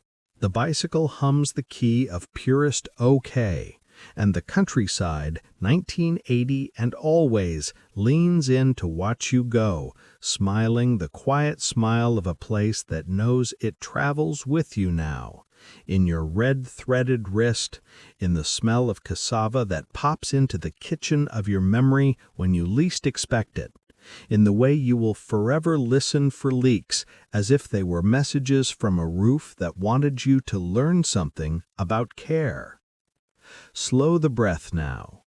Let the road flatten and widen until it is only a ribbon of pale dust that lies kindly under your wheels, until the paddies become a soft green quilt pulled up to the chin of the earth, until the river is just a long silver thread sewn through the hem of the horizon. Feel how the morning opens like a quiet hand, how the sun does not rush you, how the air, rinsed clean by last night's rain, moves across your face with the caution of a friend drawing a blanket higher. The voices from the village become small and sweet, as if wrapped in cotton. The bell you heard in the dark is only a round memory now, a warm coin in your pocket. The whistle's 2-note joke fades into the sort of silence that forgives everything. You can still taste a little sesame salt on your tongue. You can still feel the knot of red thread under your wrist, a pulse answering a pulse. When you blink, the fireflies restart for a second behind your eyelids, and then even they agree to rest. If your shoulders rise, let them fall. If your hands are holding the bars too tightly, let your fingers soften and curl. The bicycle knows the way for a while. The road knows how to be a bed. The day will keep. You have earned this quiet, this small, steady hush that makes room for sleep to find you without searching, for dreams to pick you up like a neighbor's boat and carry you, gently, along a current you already trust, past the altar's ember, past the monkey bridge, past the ferryman's post, past the ledger's twine and the winnowing tray's secret roof, to a wide, untroubled water where every light you set afloat is still drifting, still shining, still yours. End of story. Sweet dreams.